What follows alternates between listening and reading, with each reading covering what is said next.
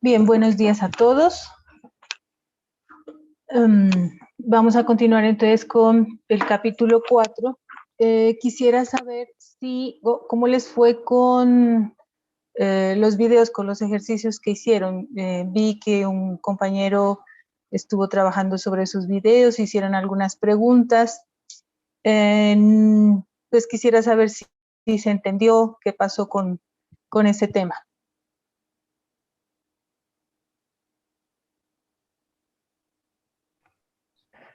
Profe, yo tengo algunas preguntas. Sí, dime. Una de esas es que en el último ejercicio que usted hace, lo hace con un resorte. Y si en caso de que el ejercicio no tuviera resorte, ¿No tuviera eh, qué? no tuviera resorte, no hubiera resorte, Ajá, se asumiría que esa presión constante, a pesar de que el sí. ejercicio no diga. Sí, ajá. Sí, porque ahí no hay nada diferente que haga presión del estado 1 al estado 2. Sería la misma presión atmosférica y el mismo émbolo. Entonces, en ese caso son más fáciles los ejercicios, simplemente la presión es constante, se saca de la integral y ya, no hay problema. Solamente se tiene en cuenta el cambio de volumen. Profe, otra cosa, en ese mismo ejercicio, usted del Mini Repro utiliza, utiliza los volúmenes específicos y las energías internas específicas y la entalpía desde ahí, no las calcula. En el examen se puede hacer eso sin no calcularlas, sacarlas de ahí. ¿Cómo así? No, espérame un segundito, que es que esta internet de la universidad está terrible y se me cortó, no te escuché nada. Déjame, me cambio de red.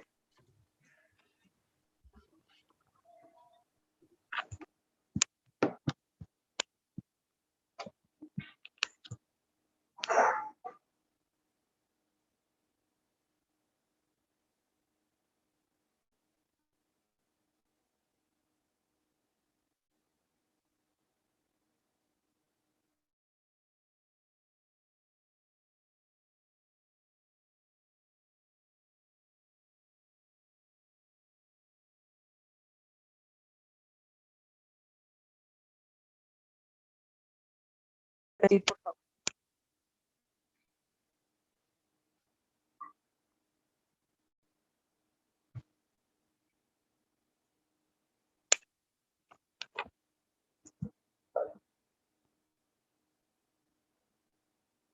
Estás con el micrófono apagado. Profe, ¿ahí me escucha? Sí, sí, ya. Uh-huh. Eh, Sino que dentro del mismo ejercicio usted utiliza el volumen específico y bueno, la entalpía y la energía interna específica, la saca del Mini Repro directamente y no las calcula. En el examen se puede hacer eso. Usar el mini red, sí, sí, pueden usar el mini red Pro, Thermonator o las tablas, lo que quieran. Ajá.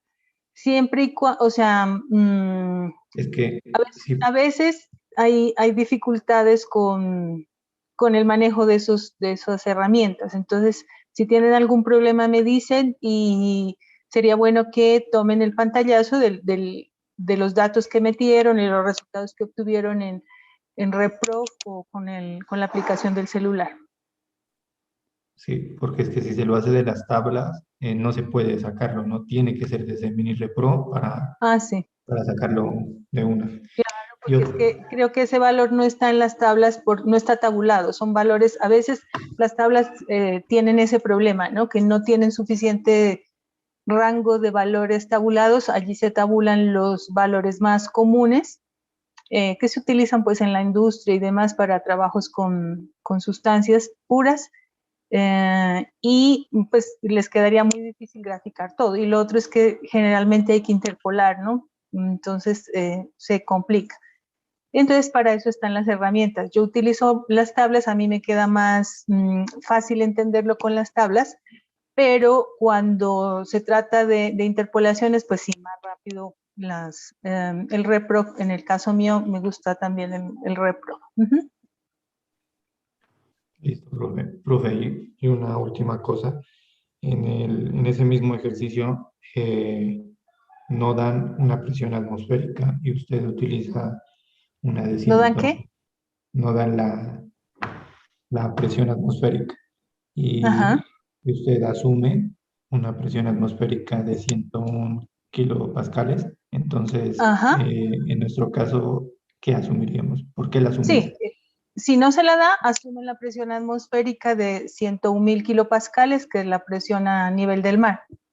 Ah, Entonces ya. asumen, o sea, ustedes me escriben ahí o pueden asumir 100.000, por ejemplo. Entonces ustedes me dicen, mi presión atmosférica es tanto cuando yo no la doy y trabajan generalmente 101.000, 100.000 kilopascales. Ah, listo, profe. Vale, eso era Ujú. todo. Muchas gracias.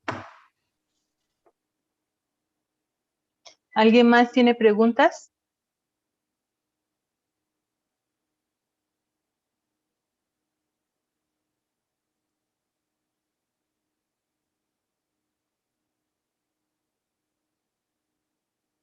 ¿Nadie? O sea, puedo asumir que se entendió perfectamente los dos ejercicios, que no hay dificultades con el manejo de las tablas o de las herramientas, em, el manejo de la ecuación, o sea, está todo claro, todo perfecto. Puedo avanzar.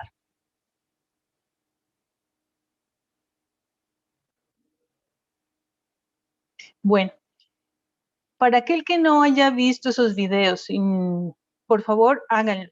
Háganlo porque ahí se muestran diferentes, o sea, dos tipos de ejercicios que les van a resolver dudas o que les van a dejar dudas y que en ese caso es mejor porque las pueden despejar. Entonces, en el transcurso de esta semana yo voy a estar pendiente para quien tenga dudas con respecto a esos dos ejercicios, me consulte y yo les resuelvo. Entonces voy a avanzar con un ejercicio diferente. Discúlpenme un segundito.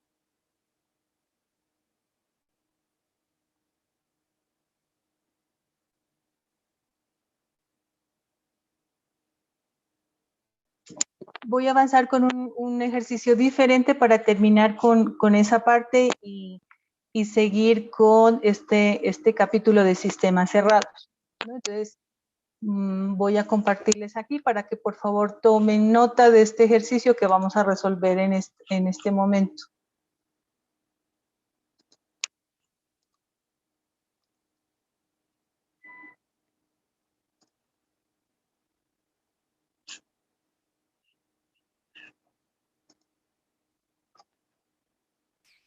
Profe, si por favor puede. Recording in progress.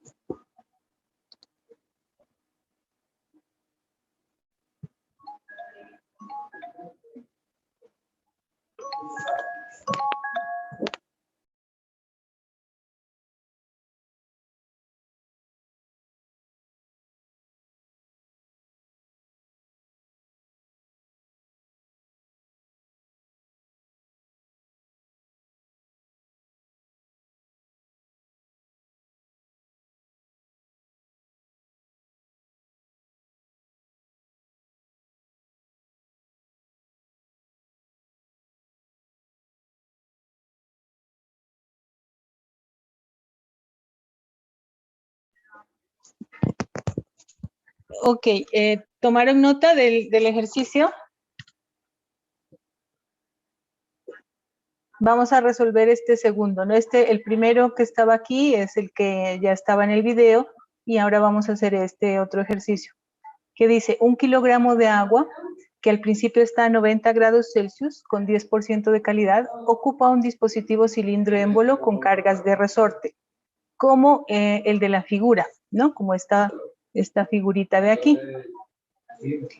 Entonces se calienta ese dispositivo hasta que la presión sube hasta 800 kilopascales y la temperatura es 250 grados Celsius. Calcular el trabajo total producido durante este proceso. ¿Ok?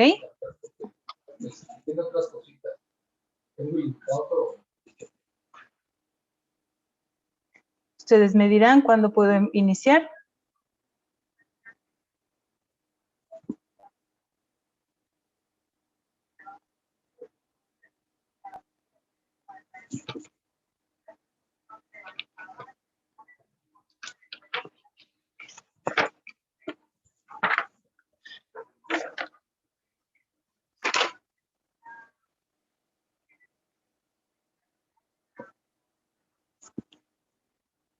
¿Listo? ¿Ya tomaron nota?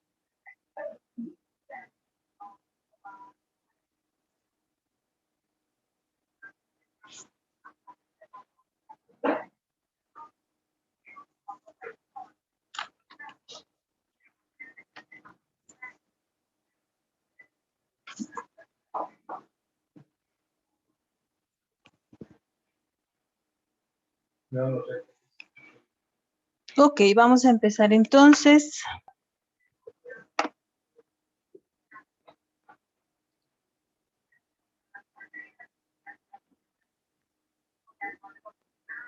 ¿Me podría volver a presentar el punto? Perdón, no te escuché. ¿Podría volver a presentar el punto? Ah, no, ya te lo paso de nuevo.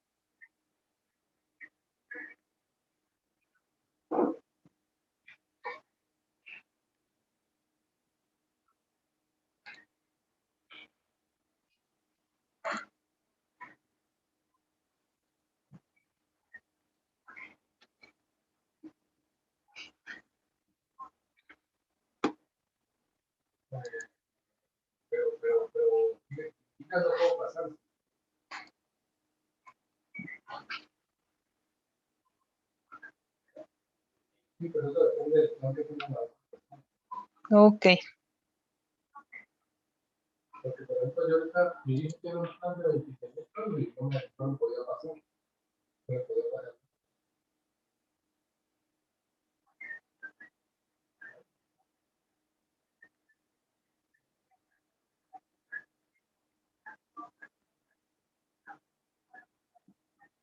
Ok, vamos a ensayar esta herramienta nueva para ver si con esto no pierdo los dibujos que hago al trabajar. Bueno, entonces, el dispositivo es un dispositivo cilindro émbolo, como lo habíamos venido trabajando, normalito. Listo. Aquí está el émbolo y un resorte constante en todo la trayectoria de su desplazamiento. Y me dan un estado 1. El estado 1 tiene una temperatura 1 de 90 grados Celsius y también nos dan la calidad que sería 10%, ¿cierto? 10%. Nos dan también la masa, que es 1 kilogramo. Entonces, nos dice que el proceso consiste en el calentamiento del dispositivo hasta que en el estado 2 tenemos una presión 2 de 800 kilopascales. ¿Ok? Y la temperatura es 250 grados Celsius. Entonces, la temperatura 250, perdón.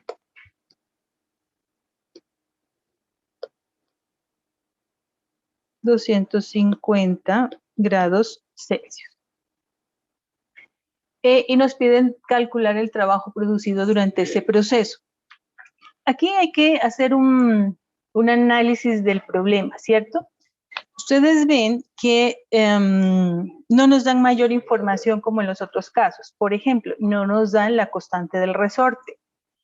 nos dan inicialmente dos datos para el estado 1, que yo con eso puedo trabajar, y me dan dos datos para el estado 2, y con eso podría trabajar, pero no me dan la información del resorte, ¿cierto? Entonces, sabemos, lo que nos piden es el trabajo. Sabemos que el trabajo es la integral de la presión por la diferencial de volumen, ¿ok? Entonces, aquí en los otros casos hemos dicho, perdón, escojo otro colorcito, hemos dicho que cuando hay presión constante, pues yo puedo sacar esa presión de la integral. Puedo sacar la presión de la integral porque es una constante y puedo trabajar de manera normal con eso, o sea, es sencillo. Cuando hay resortes, la presión no es constante. Cuando vamos comprimiendo el resorte hay una variación de la presión, entonces yo no puedo sacar esa presión de la integral. Pero debo tener entonces una manera de reemplazar esa presión, de identificar cómo va variando para poder hacer la integración. Y esa manera, como lo vieron en el ejemplo del video, es a través de la constante del resorte, ¿no es cierto? Entonces, la presión del resorte es igual a fuerza sobre área, donde la fuerza es la presión del resorte por la distancia que se ha recorrido y el área es el área del pistón. Acá no tenemos ni el área del pistón ni la constante del resorte. Entonces, se nos dificultaría hacerlo como se hizo en el ejemplo del video, ¿ok? Entonces, tenemos que buscar otras herramientas. Lo primero que vamos a hacer entonces es entender el problema y lo vamos a hacer a través de una gráfica. Ok, voy a graficar. Entonces, voy a graficar el procedimiento y voy a hacer una gráfica volumen específico presión. ¿Listo? Ahí yo tendría mi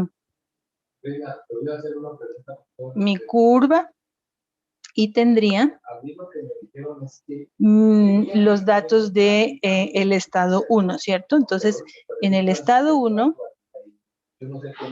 me dicen claramente que tengo una temperatura de 90 grados, es decir, esta línea rojita que yo he pintado aquí corresponde a 90 grados Celsius, y me dicen que tengo una calidad del 10%. Eso significa que mi punto estaría más o menos por aquí, está en estado de mezcla, ¿no? Entonces, como la calidad es 10%, es bajita, es decir, significa que la cantidad de vapor es baja.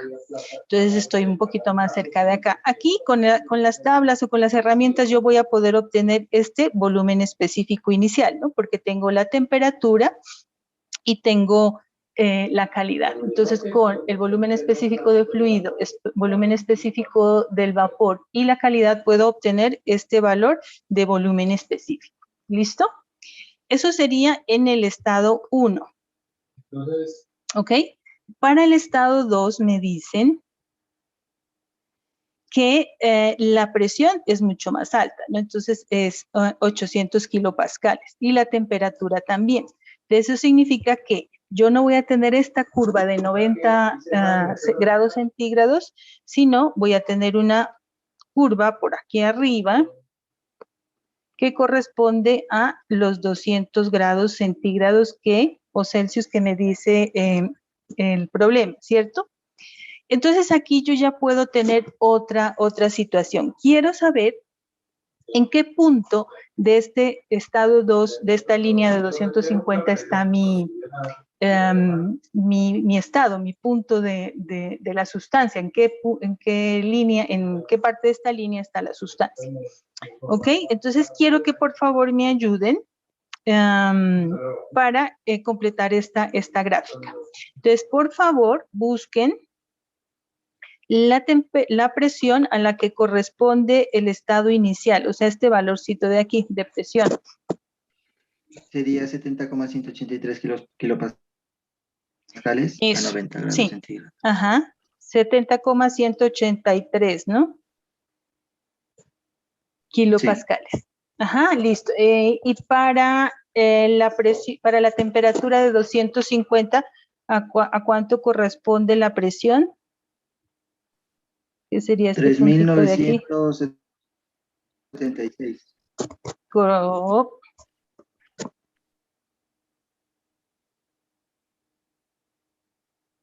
¿Certeza? Pues el valor de la tabla es ese, 3.976.2. Para una temperatura de 250.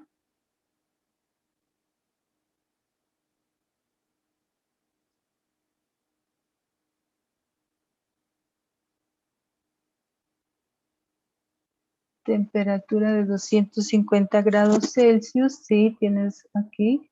La presión es 3.976.2.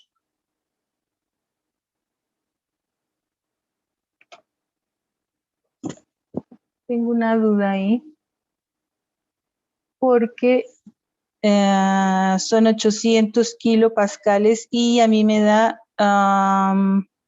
vapor sobrecalentado.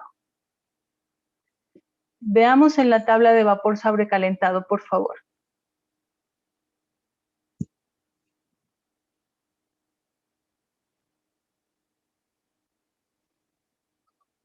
En la tabla de vapor sobrecalentado, por favor, revisen la presión de 800 kilopascales y que sería 0.8 megapascales y 250 grados Celsius. ¿Cuánto les da el volumen específico?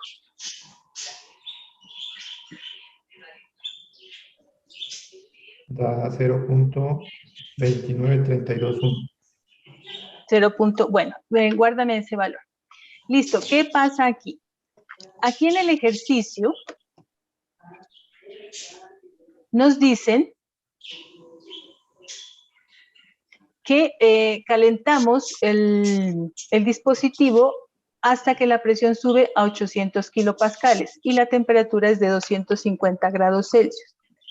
Entonces, si yo mantuviera esta presión que le está dando aquí al compañero, o que nos da la tabla de saturación de 3000 algo, estaría con una temperatura de 250 grados Celsius. En este caso, nosotros vamos a ver que mi presión es de 800 kilopascales. ¿Sí? Y ya sé que estoy en vapor sobrecalentado. Les voy a mostrar la tabla.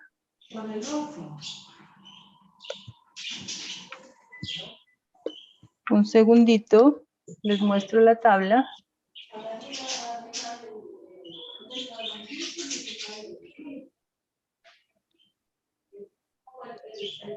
Aquí. ¿Listo? Entonces, para la presión de 800 kilopascales, es decir, 0,8 megapascales, la temperatura de 250, tengo estos datos. ¿No? Y ya sé que estoy en vapor sobrecalentado. Entonces, en mi gráfica, lo que sucede, ¿sí están mirando todos acá? Estos datos de aquí, este es el dato que voy a necesitar de volumen específico para este valor, 0.29321, ¿ok?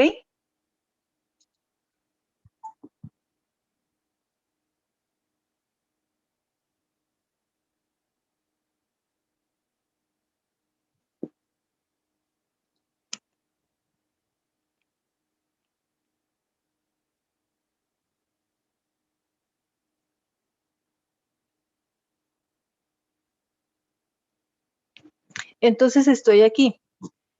Para 250 estoy en vapor sobrecalentado y tengo una temperatura de una presión, perdón, de 800 kilopascales y este punto del estado 2.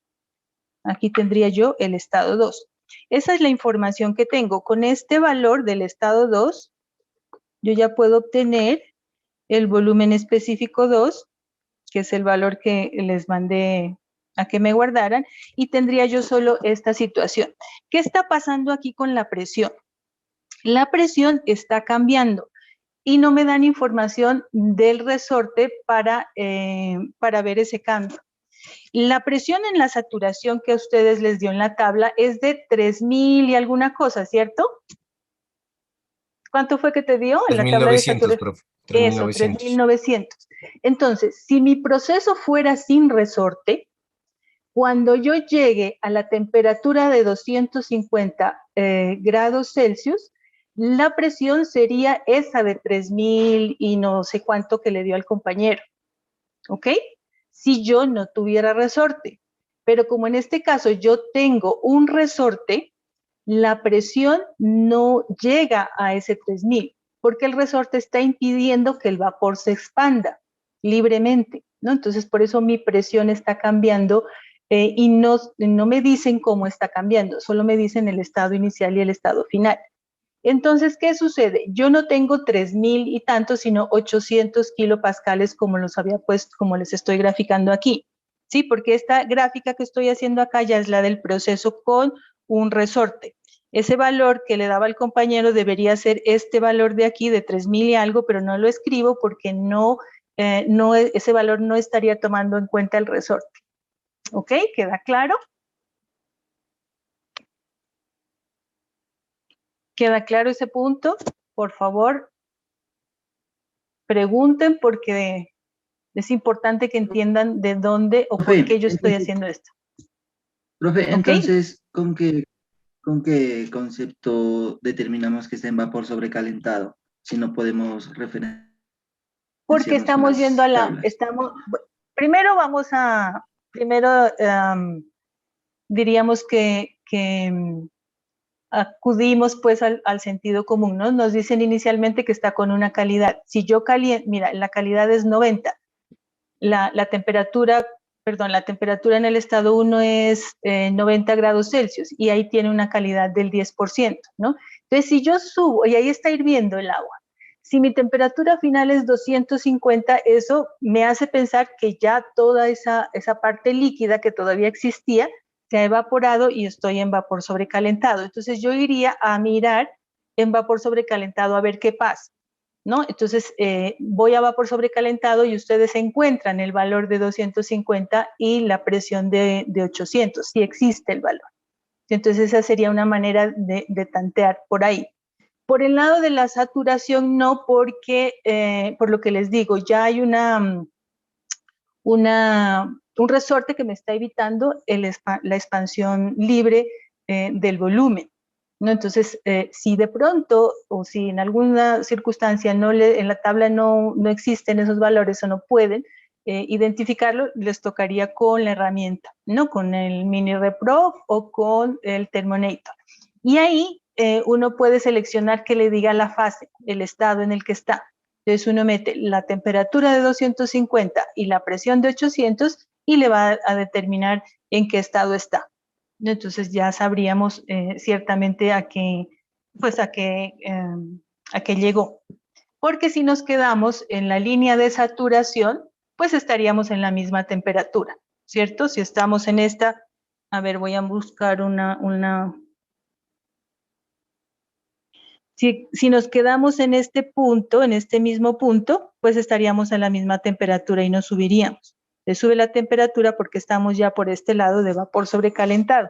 Entonces, identificamos que está en este punto. ¿Ok? ¿Sí? Vale, profe. Bueno, Profe, entonces esta es la única herramienta que tenemos. ¿Qué profe, puedo yo aquí? ¿Sí? disculpe, ese 800 no corresponde a mezcla, ¿no? Si no está ya en No vapor corresponde a sobrecalentado mezcla. ¿Perdón? No te escuché bien. ya sería vapor sobrecalentado de la isoterma de 250. Sí, claro. Ajá. Bueno. Bueno, entonces, ¿qué les decía? Yo ya tengo identificado ahí el punto 1 y el punto 2 y sé entonces que el resorte tiene un comportamiento lineal, no me dicen lo contrario. Entonces, puedo asumirlo o lo normal pues de los resortes es que sean homogéneos y que tengan un comportamiento lineal al comprimirse.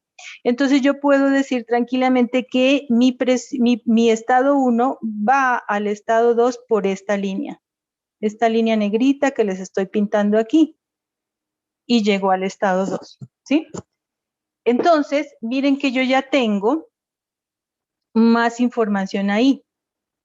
Y puedo decir entonces, como hemos dicho siempre, que el trabajo, que es lo que me piden, es el área bajo la curva en esta gráfica de presión-volumen específico. ¿Ok? Entonces, para resolver este problema me voy a valer de la geometría. Y voy a decir entonces que mi trabajo es igual al área bajo la curva que tenemos ahí. O sea, esa área que yo les he sombreado amarillita en ese punto. ¿Sí? Entonces necesito simplemente los valores de ese trapecio que nosotros vemos ahí, que sería el área del trapecio, ¿no es cierto? Ustedes saben, el área del trapecio es igual a base mayor más base menor por la altura sobre 2, ¿no? Entonces, ¿cuál sería mi base mayor? Sería este valor de aquí, de la presión. ¿Cuál sería mi base menor? Sería este valor de aquí, de la presión más pequeña. Y la altura sería esta diferencia de volúmenes en este punto de aquí, ¿no? Entonces aquí tendría yo una diferencia de volúmenes que sería como la altura del trapecio, que son los valores que yo puedo reemplazar aquí para obtener entonces el área del trapecio y así encontrar el valor del trabajo. ¿Ok?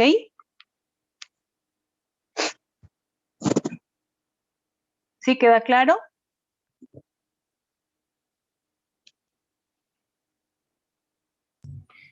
Profe, qué pena, por favor, ¿podría nuevamente nombrar en dónde se encuentran las partes del área? Base mayor, base menor. Ah, sí. Base menor es esta rojita de aquí, o sea, el valor de 70.183. Lo que pasa es que esta herramienta no tiene no veo como un indicador. Entonces, base menor, esta de aquí. Base mayor, esta de aquí. Y la altura, esta de aquí. Entonces, esta es B y esta sería H.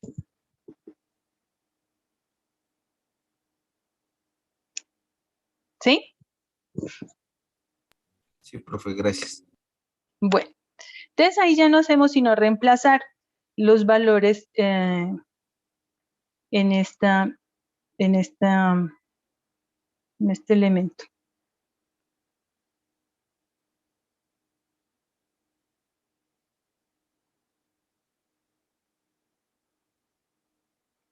¿Por qué no me baja?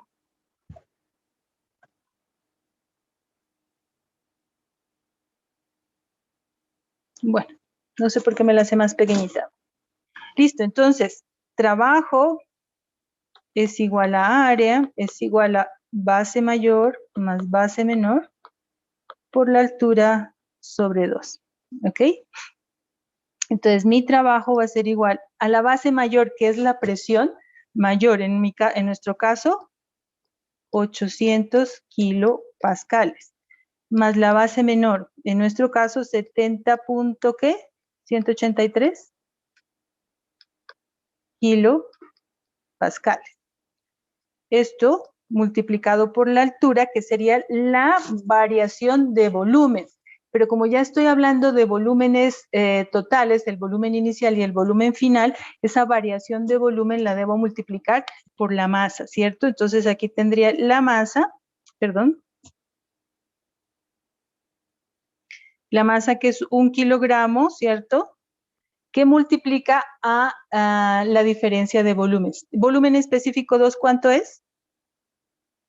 No, voy a escribirlo aquí para que los calculemos y no tengamos después dificultades. Volumen 2 menos volumen específico 1. Eso sería, y todo esto dividido entre 2.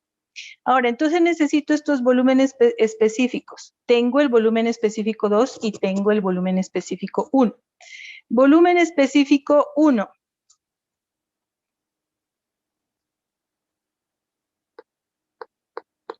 Va a ser igual al volumen del fluido más la calidad por volumen del gas menos volumen del fluido. ¿Listo? ¿Cuál es el volumen específico del fluido? ¿Quién me lo revisa, por favor? Esto corresponde al estado 1, o sea, es el volumen específico en saturación para 90 grados Celsius. Profe, es 0.001036. ¿Listo? ¿Y el volumen específico del gas? Es 2.3593. A ver, ¿2 punto qué? 3593. 3593. Esto es metros cúbicos por kilogramo en ambos casos. Y mi calidad es el 10%, entonces ya puedo encontrar el volumen específico en el estado 1, que sería 0.001036 más 0.1, que es la calidad del 10%, que multiplica a 2.3593 menos 0.001036. ¿Cuánto les da ese volumen específico?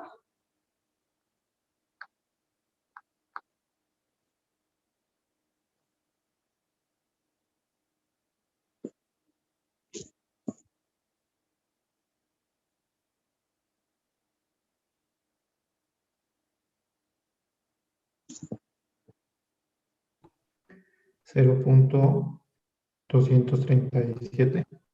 237. Aproximando, Perdón, no te escuché. aproximando a 3 cifras, sí. Ajá. Ajá. Bueno, esto es metros cúbicos por kilogramo.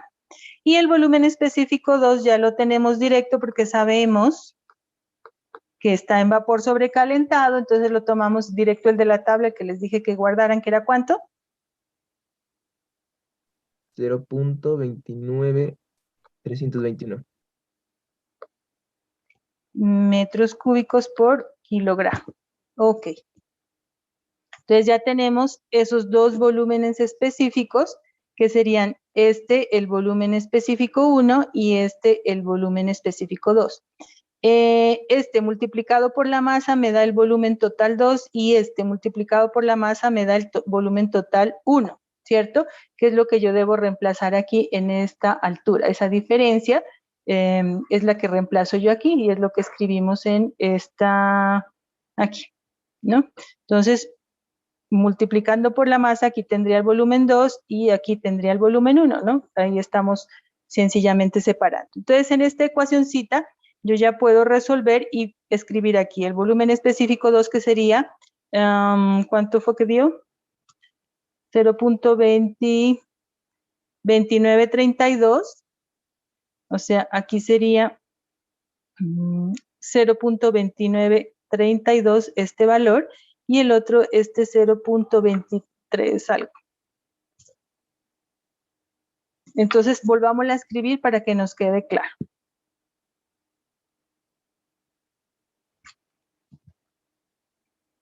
El trabajo sería base mayor. ¿Cuánto? 800 kilopascales. 800 No voy a kilopascales. poner las unidades. Más base menor. 70.183. Aquí son kilopascales. ¿Qué multiplica a esta diferencia? 0.2932, aquí coma, menos 0.237. Estos son las unidades de esto, lo voy a escribir aquí abajo, disculpen, son metros cúbicos por kilogramo, y ese valor se multiplica por la masa, que es 1 kilogramo, ¿ok? Entonces, aquí me queda esto, mire, estos kilogramos de los volúmenes específicos se van con los kilogramos de la masa, y solo queda la diferencia aquí, y arriba, de metros cúbicos. Entonces, 800 más 70 me queda 870.183 kilopascales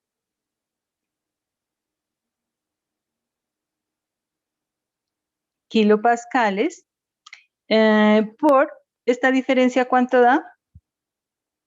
0.2932 menos 0.237.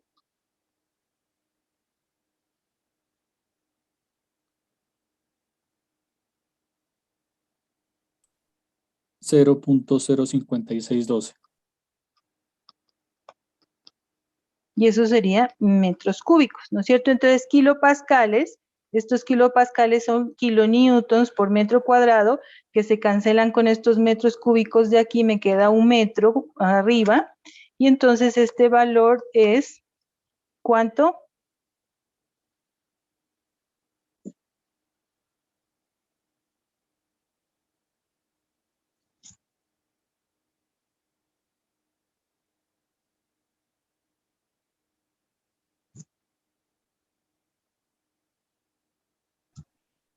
$48.9.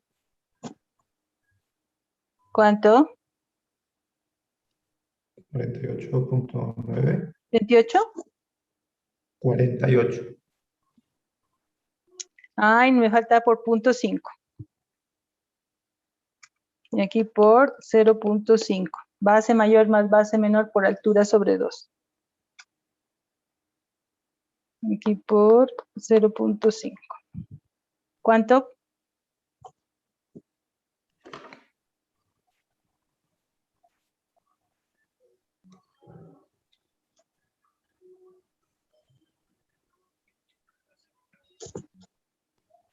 Ese 48 por 0.5 va a dar 24 algo. ¿24 qué? ¿Cómo puedo repetir? 45. 24,45 y lo que les decía, ¿no? Aquí arriba me queda kilonewtons por metro, que sería kilojulios.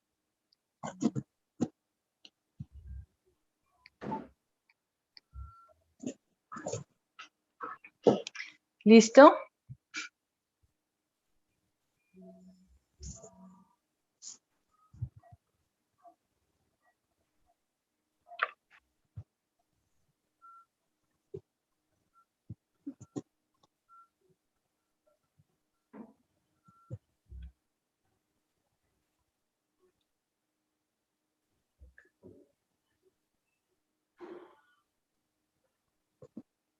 ¿Quedó claro entonces?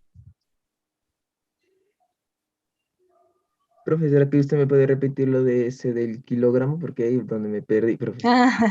Ya. Verán, ¿no? Aquí tiene ustedes kilopascales.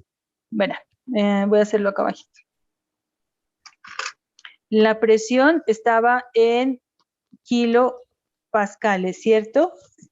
Y el volumen específico por la masa, entonces me daba volumen específico de que da en metros cúbicos por kilogramo y por la masa que está en kilogramos, ¿no es cierto? Entonces, aquí te queda, se van estos kilogramos y te queda solamente metros cúbicos para el volumen. Entonces, teníamos kilopascales, que es kilonewtons por metro cuadrado por estos metros cúbicos de aquí, por metro cúbico. Perdón eso. Por metro cúbico. ¿Listo? Entonces, estos metros cúbicos se cancelan con estos metros cúbicos de acá y me queda kilonewtons por metro, que equivalen a kilojulios. ¿Sí? Ah, listo, profe.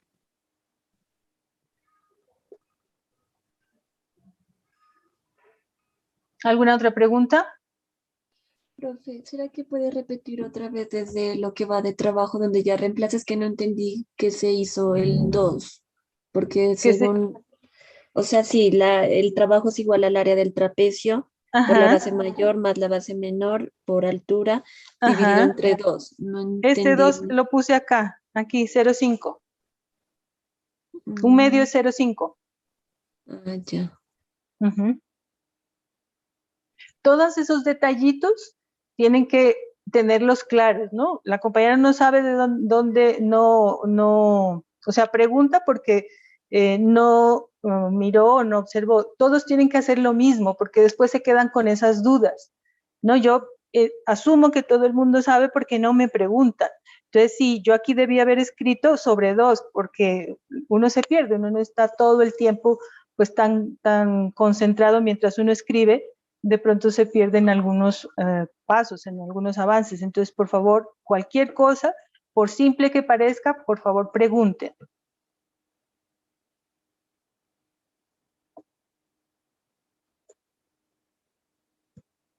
Listo, ¿alguna otra pregunta?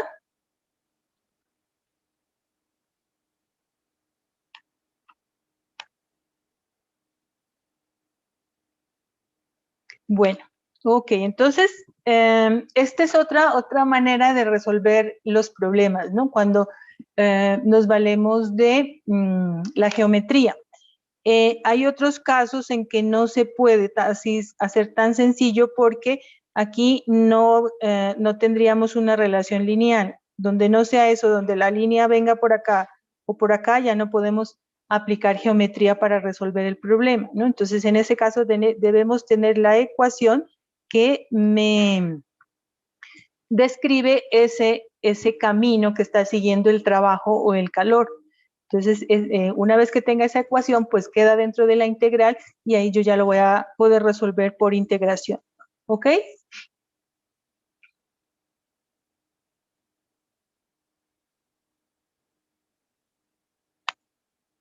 Bueno, entonces, ese sería el otro tipo de ejercicios.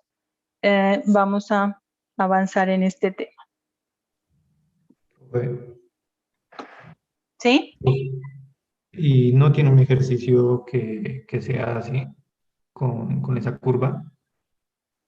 Sí, el que hicieron ustedes el del video es con la curva. Ah, El del video es ah, con la curva, sino que no la dibujo, pues porque de una vez entré a la integral, ¿no? Entonces ahí en el video se toma la fuerza del resorte, que es K por X, dividido entre el área.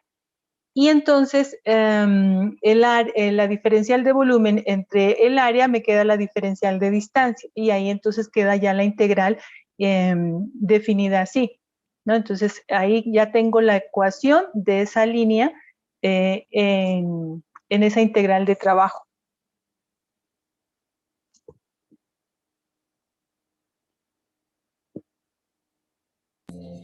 Profe, ¿Listo? disculpe, y según el Sí. material del resorte, ¿uno puede conocer el coeficiente de elasticidad? Sí, ¿O sí. realmente...? Listo. Eso sí, Porque esos en datos algún siempre los momento dan, ¿no? tal vez nos especifique que no tenemos un movimiento lineal en el resorte Ajá, ahí tendría que y darles nos dan el material.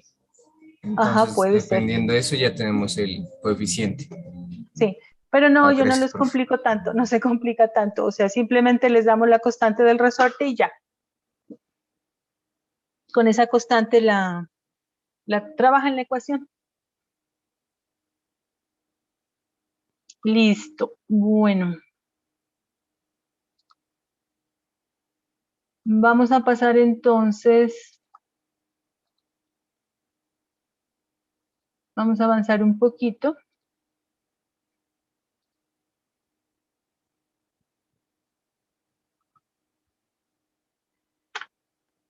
En este tema de los sistemas cerrados. Y vamos a ver algunas aplicaciones y definir bien el concepto de entalpía, que nosotros lo hemos trabajado, pero no lo hemos definido de manera concreta. Entonces ustedes ya saben tomar o sacar la entalpía de las tablas o de las aplicaciones, pero ahora vamos a ver el concepto. ¿Qué significa eso de entalpía? ¿Qué propiedad es esa? Listo, bueno, retomando entonces la ecuación del balance de energía para los sistemas cerrados. En la naturaleza todo tiene que ver con energía, absolutamente todo. Todo depende de la energía que nos proporciona el Sol, de las condiciones de nuestro entorno, de nuestro planeta y de las actividades que se desarrollan, ¿no? Entonces aquí está esta imagencita para mostrarles que a partir de la energía del Sol que llega a la superficie de la Tierra, como ya lo habíamos visto en clases pasadas, y con la actividad pues con el recurso hídrico que nosotros tenemos, se puede desarrollar la vegetación de la superficie terrestre, y a través de ese desarrollo pues también podemos tener la biodiversidad de fauna que caracteriza al planeta. Y todo está íntimamente relacionado, de tal forma que si alguno de estos elementos falla, pues se rompe el equilibrio y la estabilidad en lo que conocemos como impactos ambientales, ¿no? Entonces la atmósfera, por ejemplo, juega un papel súper importante en este equilibrio termodinámico del planeta. De esto ya hablamos en las primeras clases, cómo es que se distribuye la energía radiante del Sol en la superficie de la Tierra, cuál es el efecto en la atmósfera. ¿Se acuerdan que decíamos que la atmósfera hace el filtro de algunos de los rayos de esa radiación solar, que permite pues que todas esas radiaciones no lleguen a la superficie, lo cual generaría pues que no exista la vida como la conocemos? Tal vez otro tipo de organismos vivos puedan soportar ese tipo de radiación, pero nosotros no. Y la flora y la fauna que conocemos tampoco. Entonces, esas condiciones de la atmósfera son súper importantes. Ya estamos adaptados a recibir solamente cierta radiación de toda la energía que nos emite el Sol. La atmósfera juega un papel súper importante. Las nubes, parte de la radiación es absorbida por las nubes y parte es reflejada, lo mismo que con la atmósfera.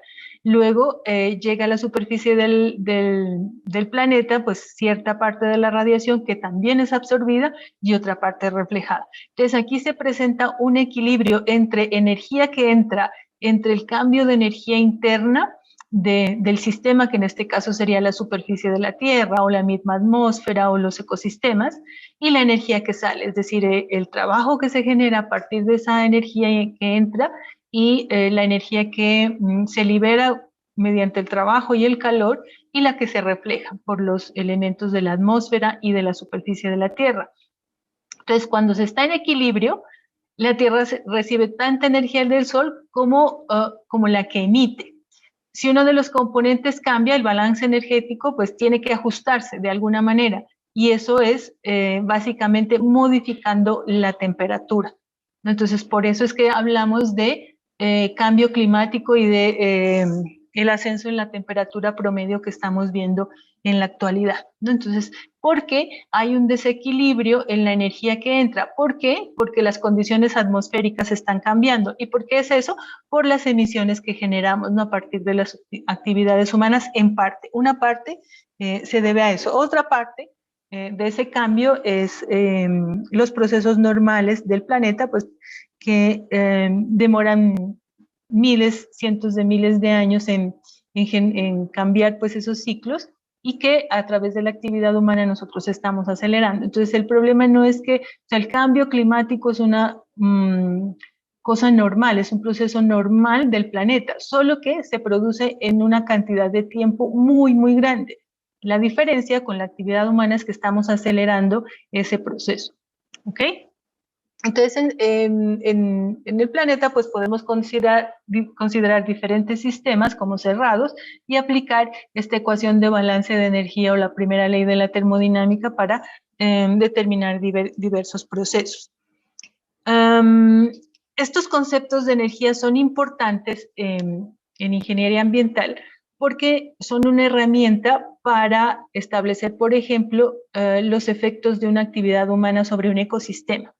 Antiguamente, cuando ustedes iban a hacer un plan de manejo ambiental, un plan de compensación, por ejemplo, por una obra civil que fuera a afectar un ecosistema, digamos un bosque, entonces necesitamos hacer una vía y tenemos que atravesar un bosque. Entonces, tengo que compensar por ese bosque que voy a tumbar.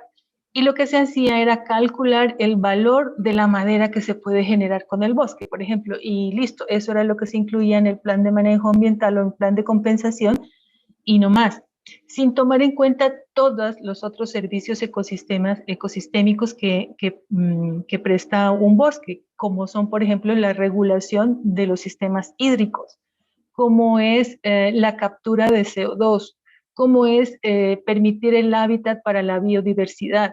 Entonces, a través de conceptos termodinámicos se puede ponerle valor a esos procesos. No son los valores reales, pero sí hay una aproximación en esos temas que pues mejora un poco las condiciones de los planes de manejo ambiental y de la compensación, y que hace que a veces sea imposible pagar esa compensación y lo mejor sea irse por otro lado y no atravesar el bosque, ¿no? Que esa sería como la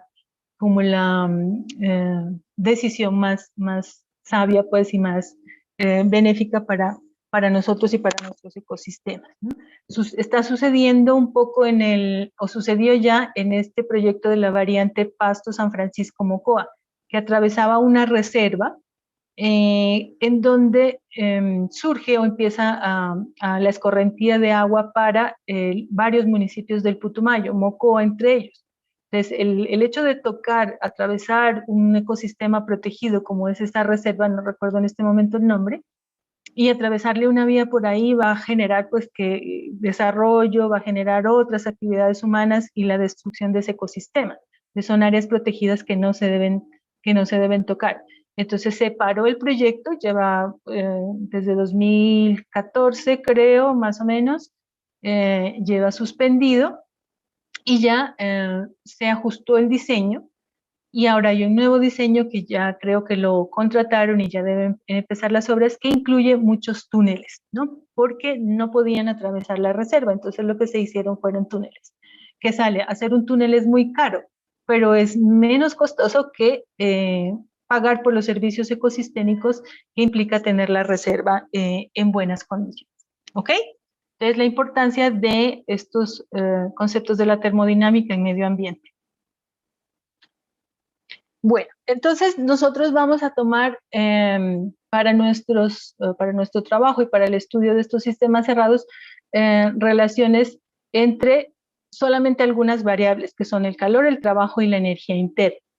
No se toman todas las variables porque sería muy difícil modelar todas esas variables, todos esos cambios en otras variables impedirían pues que tengamos una herramienta matemática para hacer esos cálculos. Entonces, trabajamos con calor, energía interna y trabajo. Y aquí vamos a ver un ejemplo. ¿Cuántas formas hay de calentar el agua? Las que ustedes ven ahí les estoy mostrando 4 formas de calentar el agua, pero existe otra, ¿no? Aquí tenemos una primera forma, que es calentarla a través de fuego, ¿no? Entonces tenemos agua en un recipiente y le agregamos calor, en este caso con una velita, y vamos a llegar al punto de ebullición del agua. Otra manera de llegar a elevar la temperatura del agua y poder llegar al punto de ebullición es agitándola, ¿no? Entonces, dándole ese movimiento de agitación, la temperatura va a subir. Otra manera, aquí tengo una forma combinada. También tengo una polea que se está moviendo y tengo una resistencia eléctrica. Entonces aquí tengo la combinación de energía mecánica de la polea y energía eléctrica. También puedo entonces elevar la temperatura y llegar al punto de ebullición. O aquí también con una resistencia eléctrica, ¿no? También puedo llegar al punto de ebullición. ¿Cuál de estos elementos, cuál de estos procedimientos puede ser más eficiente? ¿En cuál gasto menos energía? ¿En cuál se hace más rápido o más lento? Por ejemplo, de aquí puede ser supremamente lento. El hecho de agitar, tendría que agitar tanto el agua hasta que llegue a hervir, pues tendría que utilizar muchísima energía de agitación, que puede ser energía eléctrica, por ejemplo. Aquí también calentar agua con una vela pues sería muy, muy demorado. Con una estufa de gas pues sería más rápido. Aquí sería más rápido con una resistencia eléctrica. Estos procedimientos son más rápidos, pero consumen energía. Entonces, el quid del asunto en termodinámica y medio ambiente es escoger el procedimiento que me consuma menos energía, el procedimiento que sea más eficiente desde el punto de vista energético. Y para eso se aplica el concepto de exergía, que vamos a ver al final de la materia. Por ahora lo vamos a utilizar para definir lo que es entalpía. ¿Ok? ¿Qué otro método faltaría aquí para llevar el agua al punto de ebullición. ¿Alguien tiene alguna idea? Disminuyendo la presión, puede ser. Disminuyendo la presión. Ese es el otro método, ¿no es cierto? Porque ya lo vimos en un ejemplo, el ejemplo de la ollita, ¿no? Que tenía 5 centímetros y la de 35, para que lleguemos al punto de ebullición, la burbuja de agua que se forma en el fondo tiene que vencer la columna de agua y vencer la atmósfera, ¿cierto? Si ustedes cierran aquí y dejan vacío acá, entonces ya no tendríamos que vencer esa presión atmosférica que tenemos del aire acá, ¿cierto? Entonces la burbujita solo tendría que vencer la columna de agua. Entonces herviría muchísimo más rápido a una temperatura mucho más baja. Esa temperatura del punto de ebullición del agua a nivel del mar es 100 grados Celsius, y acá en Pasto, que estamos a 2500, es más o menos 98, 99 grados Celsius.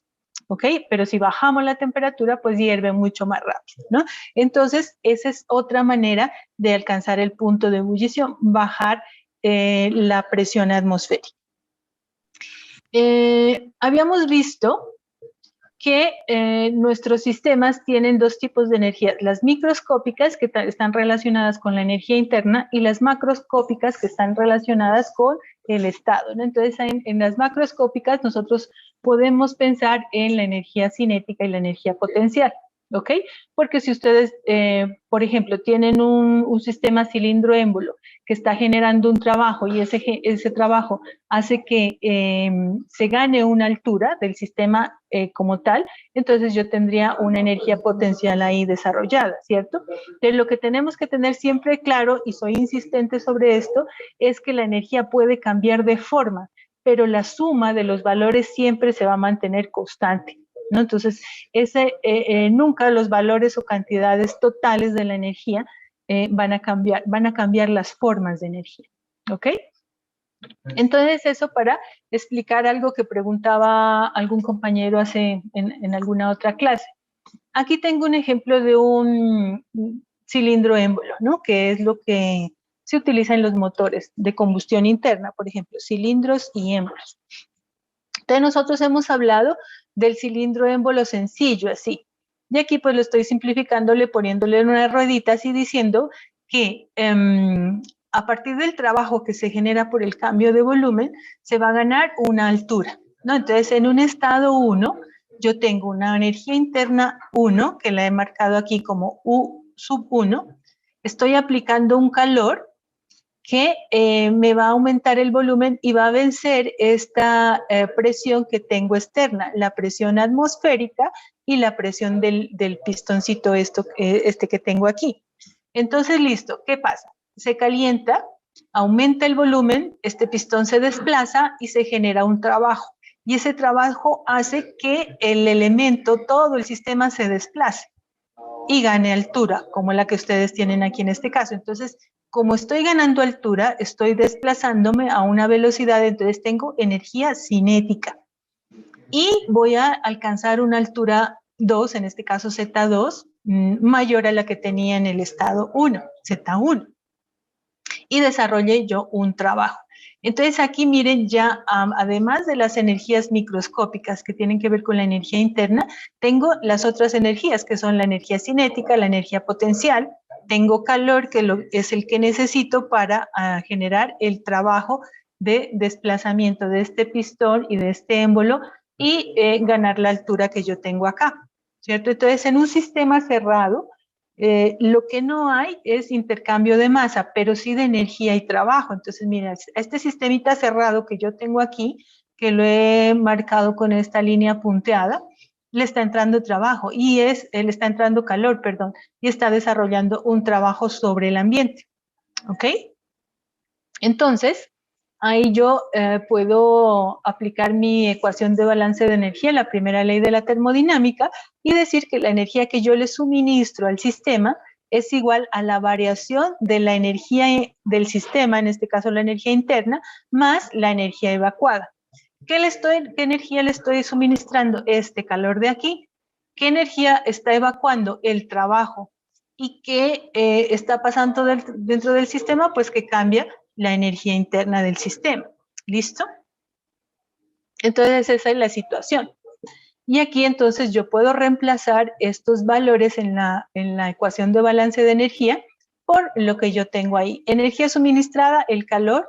Variación de la energía del sistema es la variación de la energía interna de un estado 1 a un estado 2, que sería este valor de aquí, U2 menos U1, más el trabajo generado por el cambio de volumen del estado 1 al estado 2. Este trabajo que ya sabemos cómo se calcula. ¿Ok? Entonces, miren, voy a reemplazar aquí por los valores correspondientes. El calor, dejamos el mismo valor, variación de la energía interna, entonces sería U2 menos U1, y el trabajo lo puedo calcular con la integral de la presión por la diferencia de volumen, ¿ok? Cuando yo tengo presión constante, soy reiterativa en este caso, no tengo ninguna diferencia entre el peso del pistón de aquí y la presión atmosférica y el peso del pistón acá y su presión atmosférica. Entonces mi presión es constante. Por tanto, la puedo sacar de la integral y mi ecuación quedaría así.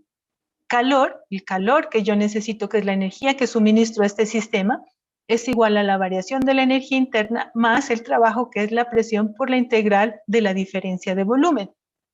Entonces aquí puedo hacer esta integral muy fácilmente y reemplazar, ¿cierto? Entonces resolviendo la integral tendría que el calor es igual a la variación de la energía interna por la presión, que es constante, por la diferencia de volumen, que es volumen 2 menos volumen 1.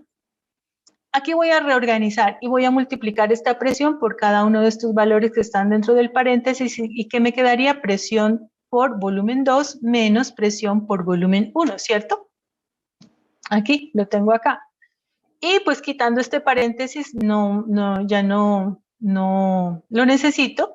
Me quedarían los mismos signos de la energía interna, quedaría energía interna 2 menos energía interna 1 más presión 2 por volumen 2 menos presión 1 por volumen 1, que para el caso pues es la misma, ¿cierto? Pero aquí lo estoy poniendo diferente simplemente para decir que es la presión del estado 1 y del estado 2, pero como es constante pues es la misma.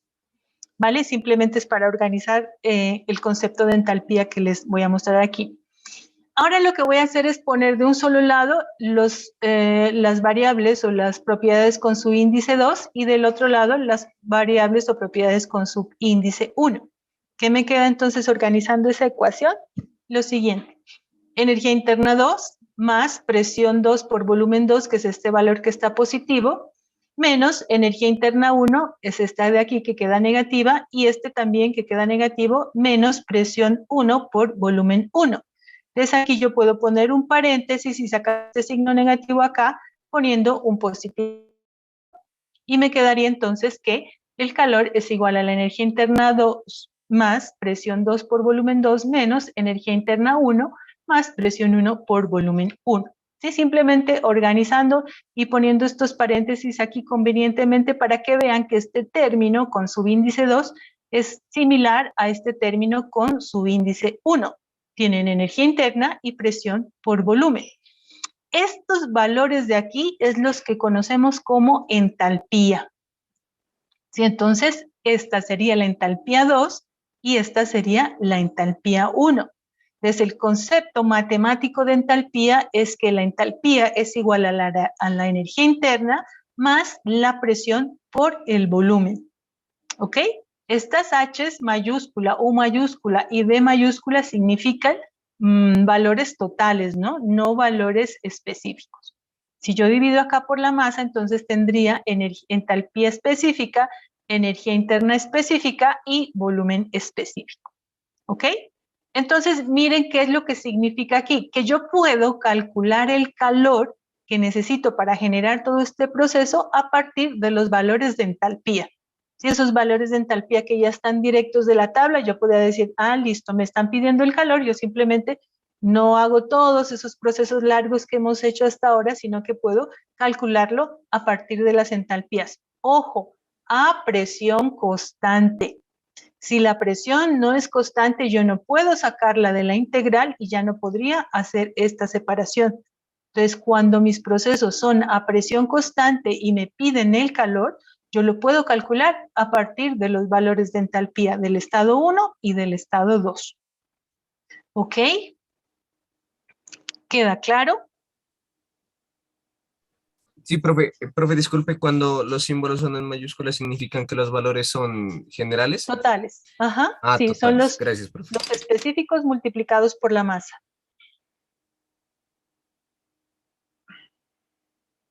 ¿Más preguntas?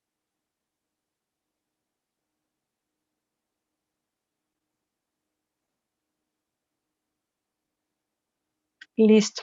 Si no preguntan, yo asumo que todo el mundo entendió y que la cosa va bien.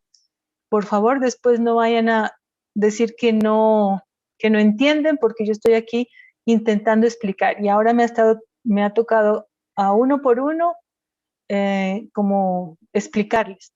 Eso está bien, pero no lo puedo hacer con todo el mundo, ¿no es cierto? Entonces, los que se interesan y llaman y preguntan, pues con mucho gusto yo les resuelvo las dudas.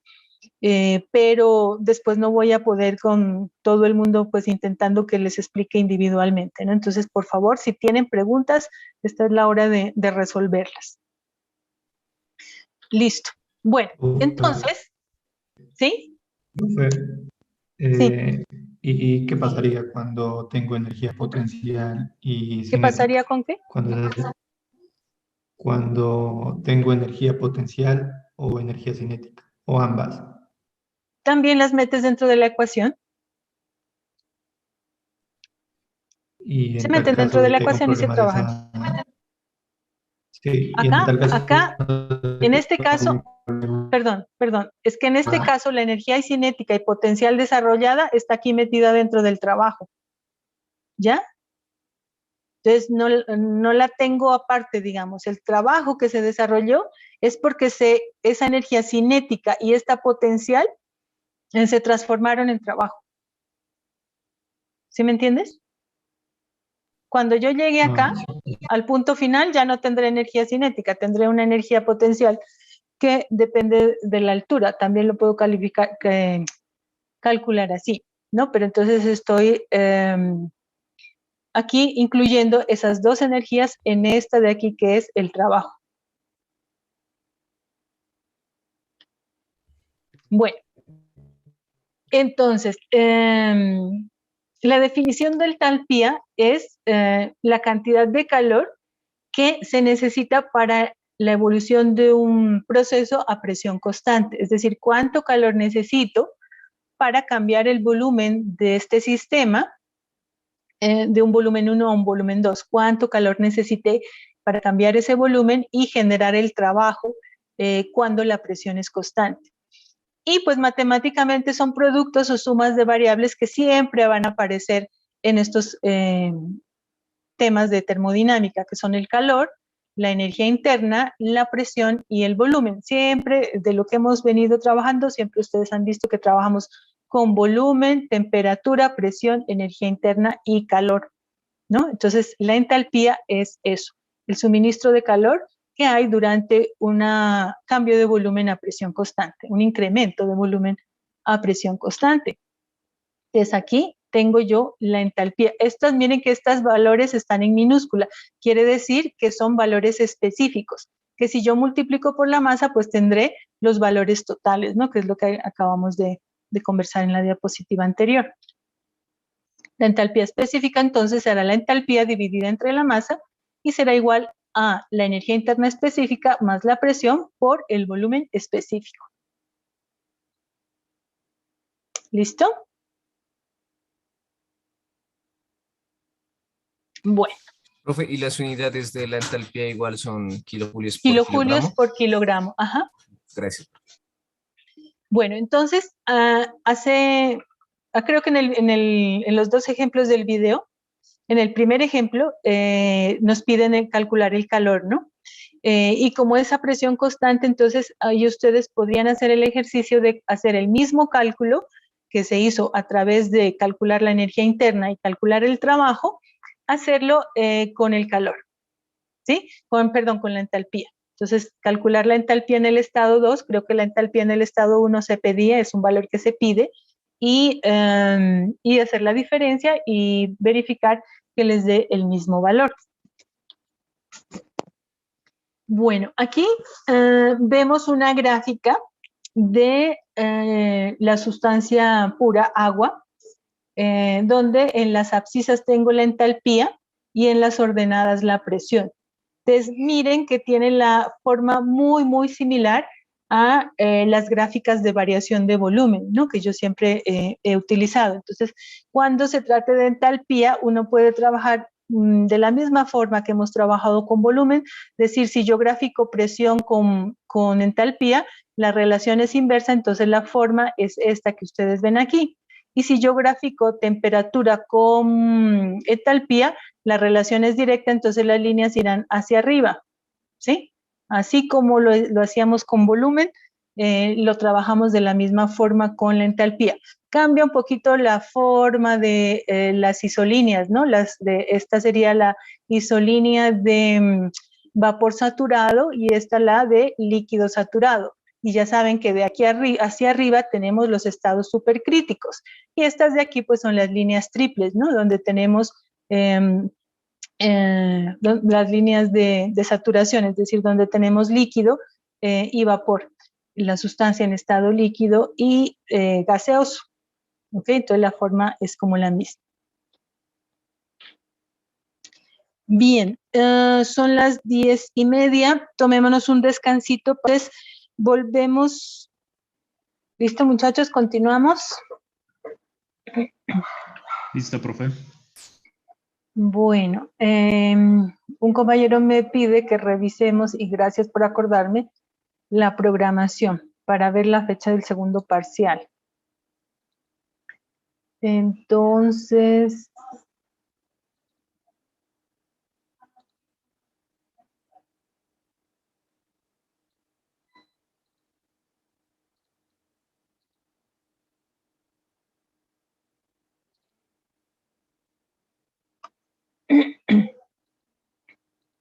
aquí está la programación. Yo ya le he venido ajustando.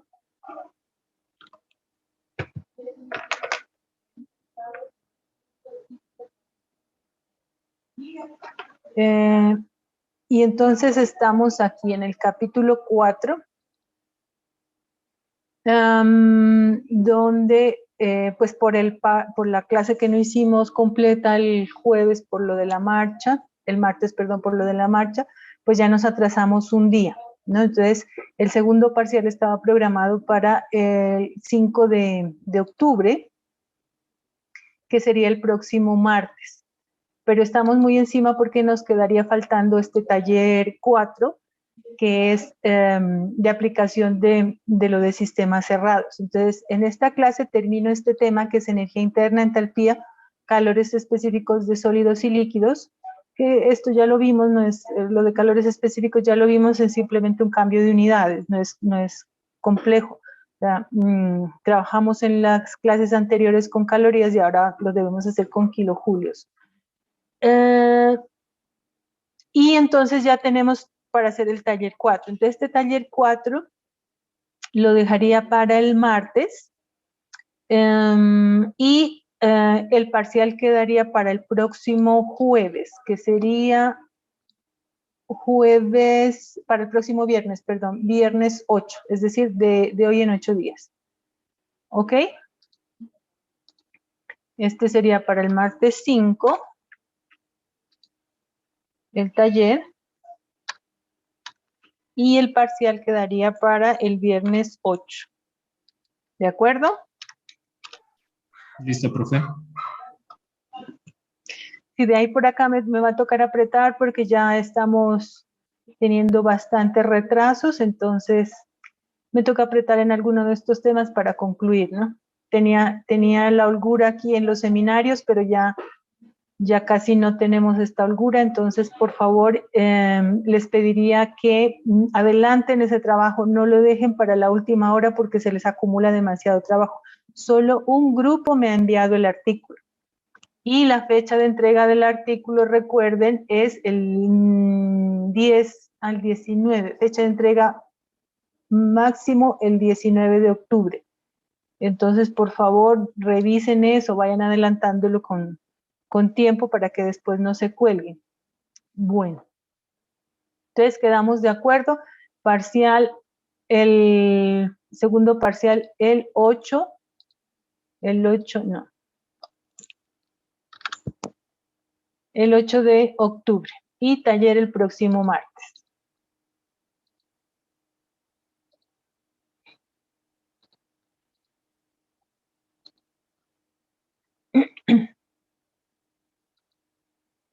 Bueno, entonces continuando, creo que quedamos aquí.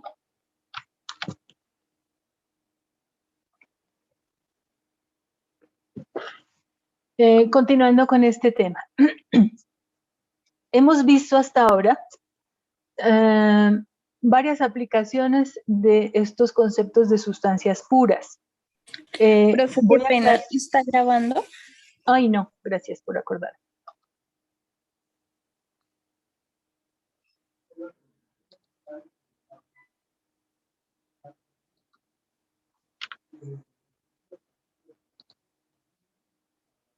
Ay, ¿dónde está esta cosa?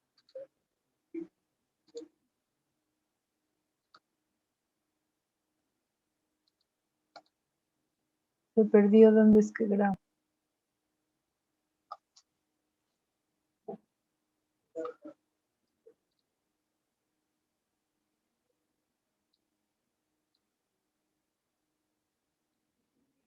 Recording in progress.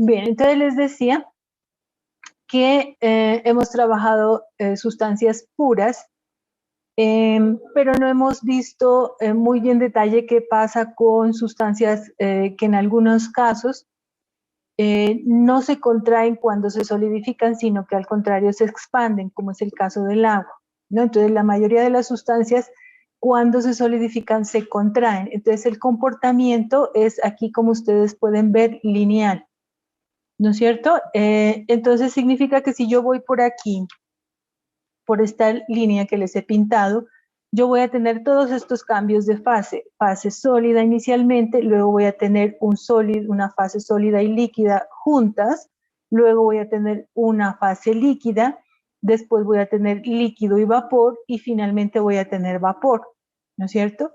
¿Qué pasa si yo voy por la parte de abajo? Cuando en esta gráfica, por ejemplo, estamos graficando presión con volumen específico, con presiones muy bajas, yo estaría por aquí, donde no tengo la oportunidad de tener la fase líquida, ¿no? Entonces aquí solamente paso de sólido a sólido vapor y después a vapor. Entonces esas condiciones de las sustancias puras me ayudan a entender un poquito qué es lo que pasa en el planeta Tierra con la atmósfera. Miren esto de aquí. Esta es una imagen del casquete polar de Marte. ¿Lo han visto antes?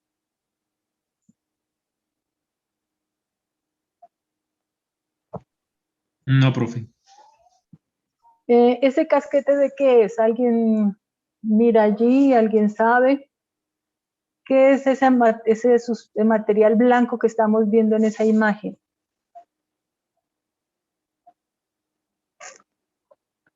¿Nadie la ha visto?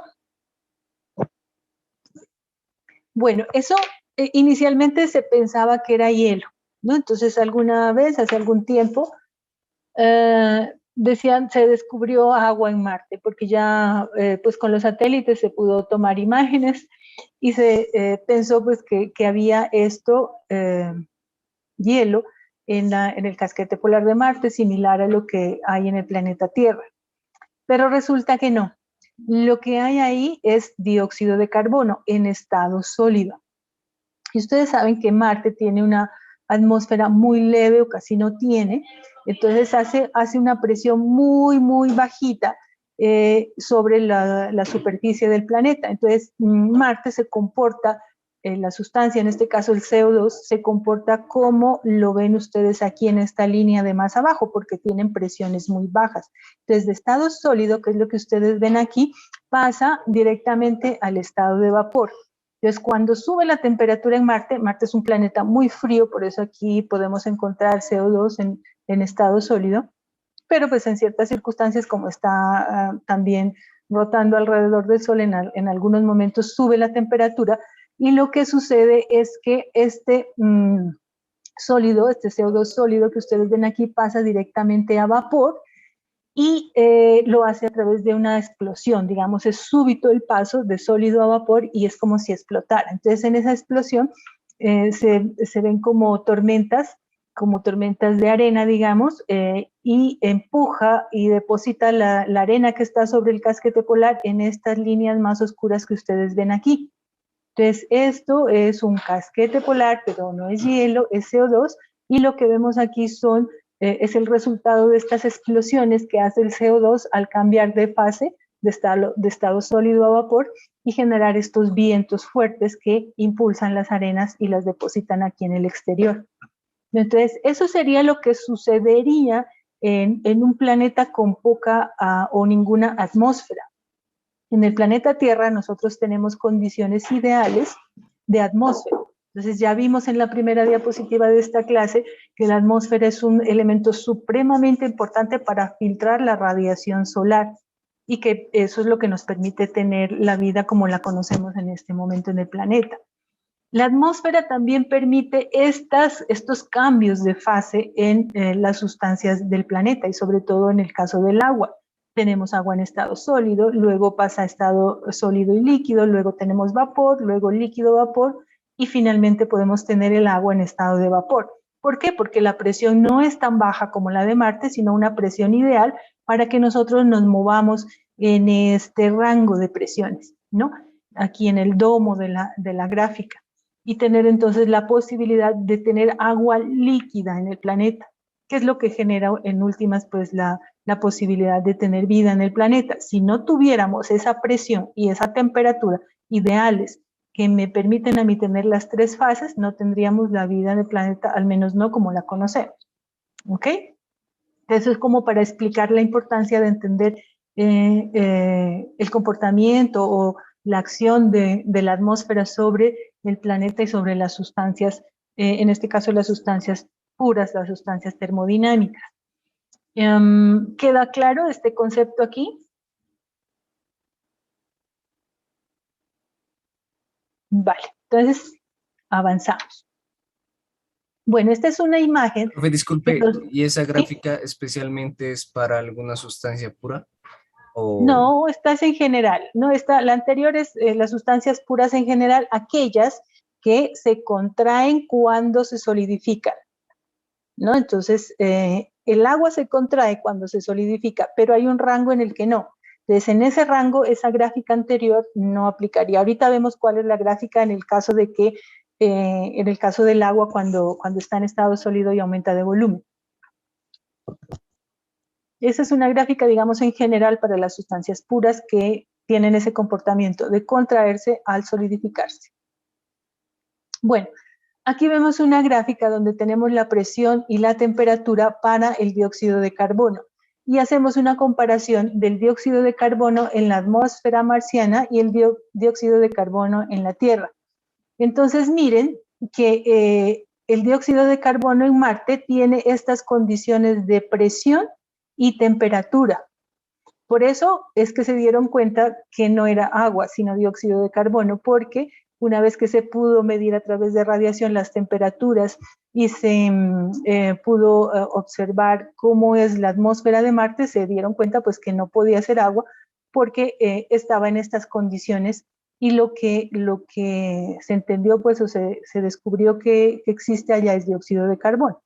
Entonces unas condiciones de temperaturas muy bajas, alrededor de menos 120 grados Celsius, y presiones muy, muy bajitas, de menos de 10 a la menos 2 bares. Entonces, en la Tierra las condiciones pues son distintas, ¿no?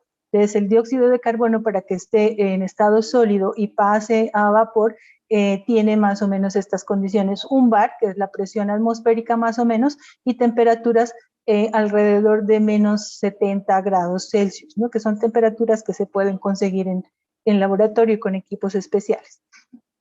Y las condiciones para que haya dióxido de carbono en estado líquido, sólido y vapor, pues no son nada del otro mundo. Miren, menos 56 grados centígrados y 5 bares de presión.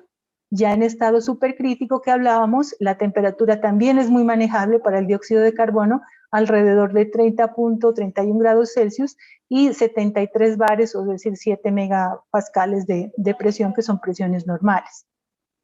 ¿Ok? Esa es como una imagen de comparación. Este es mi profesor de termodinámica de la Escuela de Ingeniería de San Carlos, de la Universidad de São Paulo. Yo le fusilo a él las gráficas porque son muy bien hechas, entonces me evita a mí el trabajo de volver a hacer estas gráficas. Ok, ahí dándole los créditos al profe Paulo Celellín. Listo. Entonces, miren, esto es lo que pasa con el agua. Como ustedes saben, el agua, cuando se solidifica, se expande, pero no en cualquier condición, ¿no? Entonces, ella se solidifica y empieza a contraerse más o menos hasta los -4 grados Celsius. Por debajo de esa temperatura, ya el proceso es de expansión. Entonces, como se expande al contraerse, al solidificarse, perdón, y enfriarse, entonces la línea ya no es tan recta como en la gráfica anterior. Miren, tiene esta inclinación hacia la izquierda. ¿Sí? Entonces aquí tendríamos las diferentes líneas de temperatura. Esta es una gráfica presión-volumen específico. Entonces la condición del agua es un tanto diferente, pero eso no hace pues que no existan las tres fases, ¿no? En la temperatura atmosférica, por ejemplo, que sería por aquí. Entonces tenemos las tres condiciones. Esa situación de que el agua se expanda al solidificarse genera un proceso importantísimo para la vida en el planeta, que es que el hielo flote. Entonces, ¿por qué hay hielo flotando en el océano, en los polos y demás? ¿No? Porque hay estos icebergs que viajan en los mares y en los océanos. Tenemos aquí agua sólida. La pregunta sería, bueno, aquí está agua en estado sólido, pero está flotando en agua en estado líquido. ¿Por qué no toda el agua está líquida o por qué no toda el agua está sólida si están juntas, intercambiando calor? ¿Quién me dice? Otra vez la pregunta, profe, ¿cómo es? Miren, aquí yo tengo una condición bien clara que es muy común en el planeta. Tengo agua líquida, ¿cierto? El agua de los océanos. Y tengo un iceberg ahí, en estado sólido, ¿no? Y está flotando. ¿Por qué no todo está congelado si están tan juntos, intercambiando calor? ¿Por qué no todo está congelado o por qué no todo está líquido? Eso sería, pues creo yo, debido a las columnas de agua, profe. Ajá. Que obviamente pues por debajo del océano, no sé, la presión atmosférica es diferente. Entonces, creería eso, profe, de que las moléculas realmente también, pues es como estar en dos entornos totalmente diferentes, por debajo del agua y por encima que solamente huele la presión atmosférica y por debajo ya pues diferentes presiones. La verdad es que la presión atmosférica está aquí actuando. Entonces, ¿se acuerdan que hicimos un ejercicio de un buzo? Y dijimos, ¿el buzo qué presión está soportando? Y le sumamos la columna de agua más la presión atmosférica. O sea, este hielo de aquí está soportando, por ejemplo, una partícula de hielo aquí a esta altura, de la parte más baja del iceberg, soporta la presión de la columna de agua más la presión atmosférica.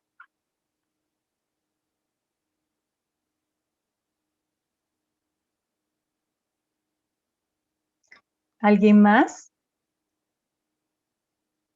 En el chat hay una respuesta, profe. ¿Cómo? ¿En el chat? ¿Quién dice? ¿Quién me la lee? No la vi. A ver, déjenme ver. Dice, el agua salada del mar tiene una composición diferente. Es por eso que tiene una temperatura de congelación más baja. Pues, ¿será que el iceberg está hecho de otro tipo de agua que no sea agua salada? ¿Es agua dulce? Esa es una buena pregunta también, ¿no? Bueno, la verdad es que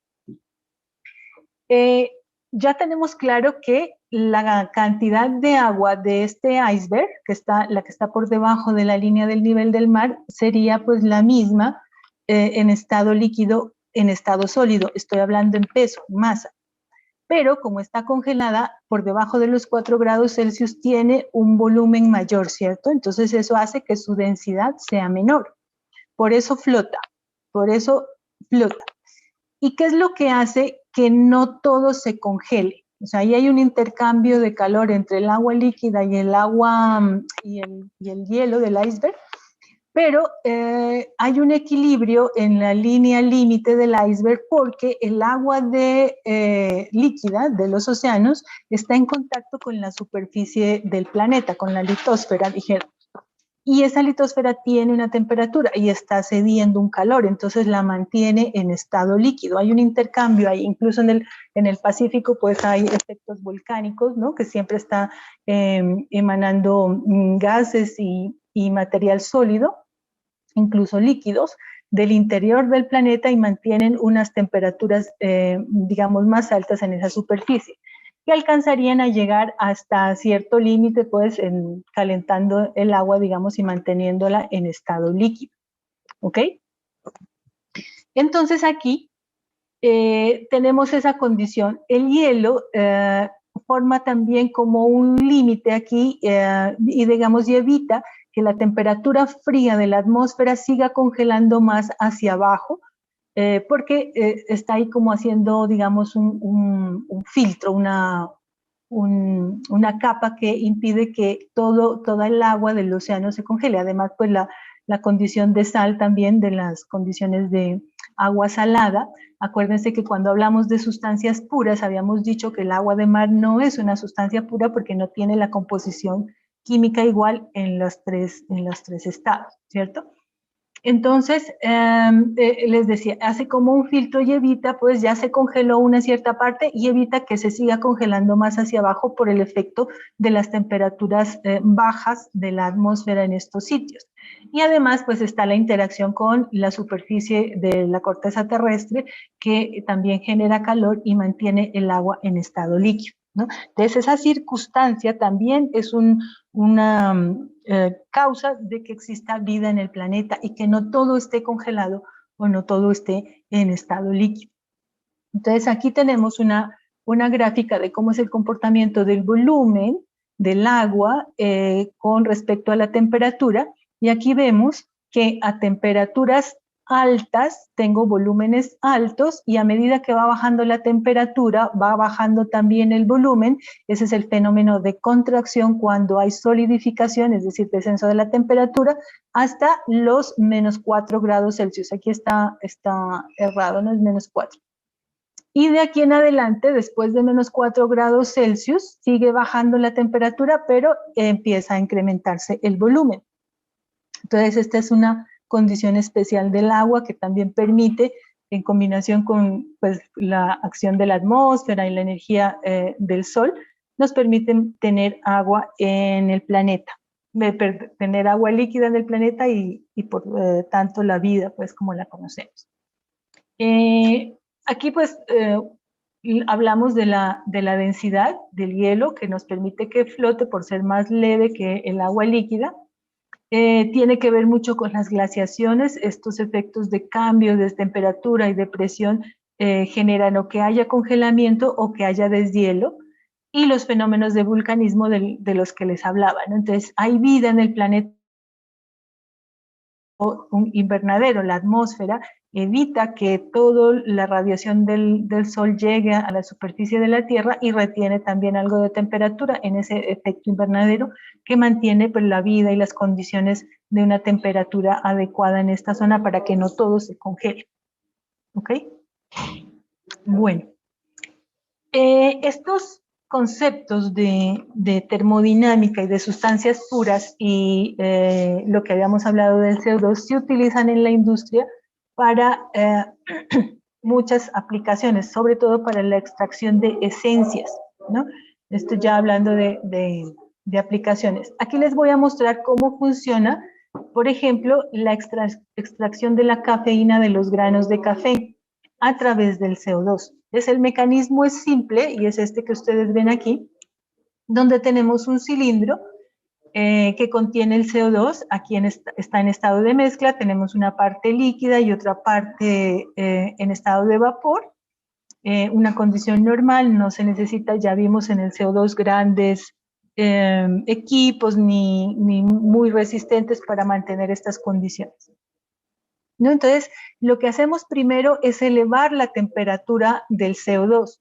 Ese elevar la temperatura, pues, es calentarlo, y cuando yo eleve la temperatura voy a tener un cambio de volumen, ¿cierto? Hay líquido que se va a transformar en vapor y si yo tuviera una expansión libre aquí, pues tendría un cambio de volumen. Si tuviera algo de vacío, entonces va aumentando el volumen. Eso se hace a través de un calentador. Entonces, de un estado 1, de una temperatura y una presión determinadas, paso a un estado 2, donde yo he elevado la temperatura. Después viene un proceso de compresión. Entonces, aquí hay una bomba que me permite presurizar el CO2 y llevarlo a una presión más alta. Ese llevarlo a una presión más alta también implica que suba un poco la temperatura. Entonces, yo debo en cierto momento regular esa temperatura y tengo aquí entonces un elemento que me permite llegar a la temperatura que requiero. Entonces, aquí obtengo la presión que requiero y aquí en este otro proceso de 3 a 4 llevo a la temperatura que se requiere. Y entonces yo tendré el CO2 en estado supercrítico, ¿sí? En esa imagen, ¿se acuerdan que les mostré de CO2 en estado supercrítico, donde yo no puedo distinguir la fase líquida de la fase de vapor, porque las dos fases tienen la misma densidad y se combinan, ¿no? Entonces, esa situación hace que el CO2 en estado líquido y vapor pueda penetrar los poros de los granos de café en este elemento de aquí. Este es un vaso de extracción. Aquí yo tengo los granos de café y le inyecto el CO2 a la presión y temperaturas del estado supercrítico. Entonces el CO2 penetra en los granos de café, tiene una viscosidad suficiente para penetrarlos, y la parte líquida disuelve la cafeína y la atrapa, ¿sí? Como si disolvieran sal en agua o azúcar en agua. Queda incrustada, digamos, queda combinada ahí el agua con la cafeína con el dióxido de carbono en estado líquido. Una vez que eso sucede, se permite que salga el dióxido de carbono por esta tubería, y aquí tenemos un lavador de CO2, donde se inyecta agua, esa agua disuelve la cafeína que está en el CO2 ya en estado gaseoso, y yo puedo extraer entonces el agua con la cafeína disuelta y dejar liberar el CO2 en estado gaseoso, ¿no? Ese es el procedimiento que se utiliza para extraer la cafeína del café, de los granos de café, y muchas otras sustancias como los aromas, por ejemplo, las esencias de canela, de lo que ustedes quieran, se utilizan estos procesos con el CO2. ¿Ok? Entonces, si llevamos esto a una gráfica de volumen, temperatura, por ejemplo, yo puedo hacer lo que veníamos haciendo en estos ejercicios anteriores. Tengo mi CO2 en estado 1, en este punto de aquí, ¿no? A una temperatura T1 y a una presión P1, que son presiones bajas y temperaturas bajas. Entonces, ahí está en estado de mezcla, con cierta calidad, ¿no? Tengo una cantidad de líquido y una cantidad de vapor. ¿Qué es lo que se hace? Se calienta, ¿no? Se calienta en este paso del 1 al 2, hay un intercambiador de calor y entonces yo estoy calentando el CO2, pero a presión constante, es decir, permito que haya un desplazamiento y un aumento de volumen. Aquí se ve, estoy pasando del volumen que estaría en esta línea del punto 1 al volumen que está en esta línea del punto 2. Entonces aumenté el volumen, aumenté también la temperatura. Miren, aquí tenía una temperatura 1 y acá tengo una temperatura un poco mayor, que diríamos la temperatura T2, pero a presión constante. Entonces sigo la misma línea de la isobárica de presión. Ese es el primer proceso de calentamiento. El segundo proceso es de presurización. Entonces, como yo estoy llevando a una presión mayor, lo hago a través del cambio de volumen. Entonces, lo que tengo que hacer es reducir el volumen para tener una presión mayor, ¿cierto? Y entonces lo hago, y miren, paso del punto 2 al punto 3 aumentando drásticamente la presión, y voy a una presión 4, o bueno, aquí sería la presión del estado 3. La presión del estado 3 con ese cambio de volumen. Entonces aquí inicialmente tenía el volumen aquí en 2, en este punto de acá, y luego con esa compresión voy a un volumen 3 que sería muy similar al volumen inicial por este lado. Entonces reduje el volumen. Eso generó que aumente la presión y aumentó también mucho la temperatura. ¿Ok? Sube la temperatura con ese proceso. Yo estoy haciendo un trabajo de compresión, estoy inyectándole trabajo a la sustancia para poderla comprimir. Entonces, eso me hace que sube la temperatura porque también hay un cambio de volumen. Entonces, aquí cambian las tres cosas, la presión, el volumen y la temperatura. Entonces, llegué a un estado 3, que sería de aquí, y necesito yo, entonces, llevar la sustancia a un estado en el cual la temperatura está controlada. Entonces, aquí como se calentó, voy a controlar la temperatura y llevarla con la misma presión. Entonces hago un proceso de enfriamiento a la misma presión. Ahí no cambio la presión. Y entonces llegaría aquí a una temperatura 4. Temperatura 4 es la condición ideal de estado supercrítico para que el café pueda penetrar los granos de café, disolver la cafeína y salir sin quemar el café, ¿no? Entonces yo podría hacer este proceso con alguna otra sustancia. Solo que, miren, la temperatura para el estado 4, más o menos, es de 50 grados Celsius, que no me quema el café. Si ustedes hacen café con temperaturas muy altas, el café se quema y se vuelve amargo. Cuando ustedes tuestan mucho el café, se quema. Y entonces, por eso se siente ese sabor amargo. Entonces, aquí tampoco puedo llevar a temperaturas muy altas el CO2 porque me quemaría el grano de café y sería contraproducente.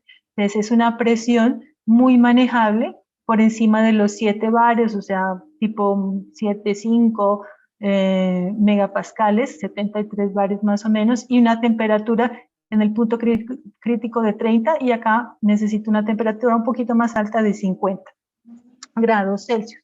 Entonces, ese es el proceso, los procesos que se hacen para extracción de cafeína. Un calentamiento inicial a presión constante del estado 1 al estado 2, del estado 2 al estado 3 una compresión politrópica, quiere decir que cambia la presión, el volumen y la temperatura, pero en este caso la multiplicación de la presión por el volumen a una determinada potencia es constante.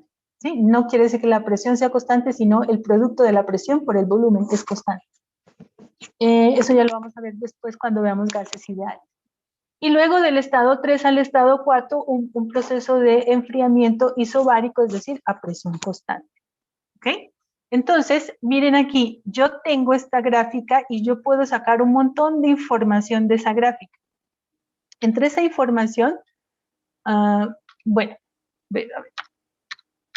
Entre esa información está la entalpía, por ejemplo.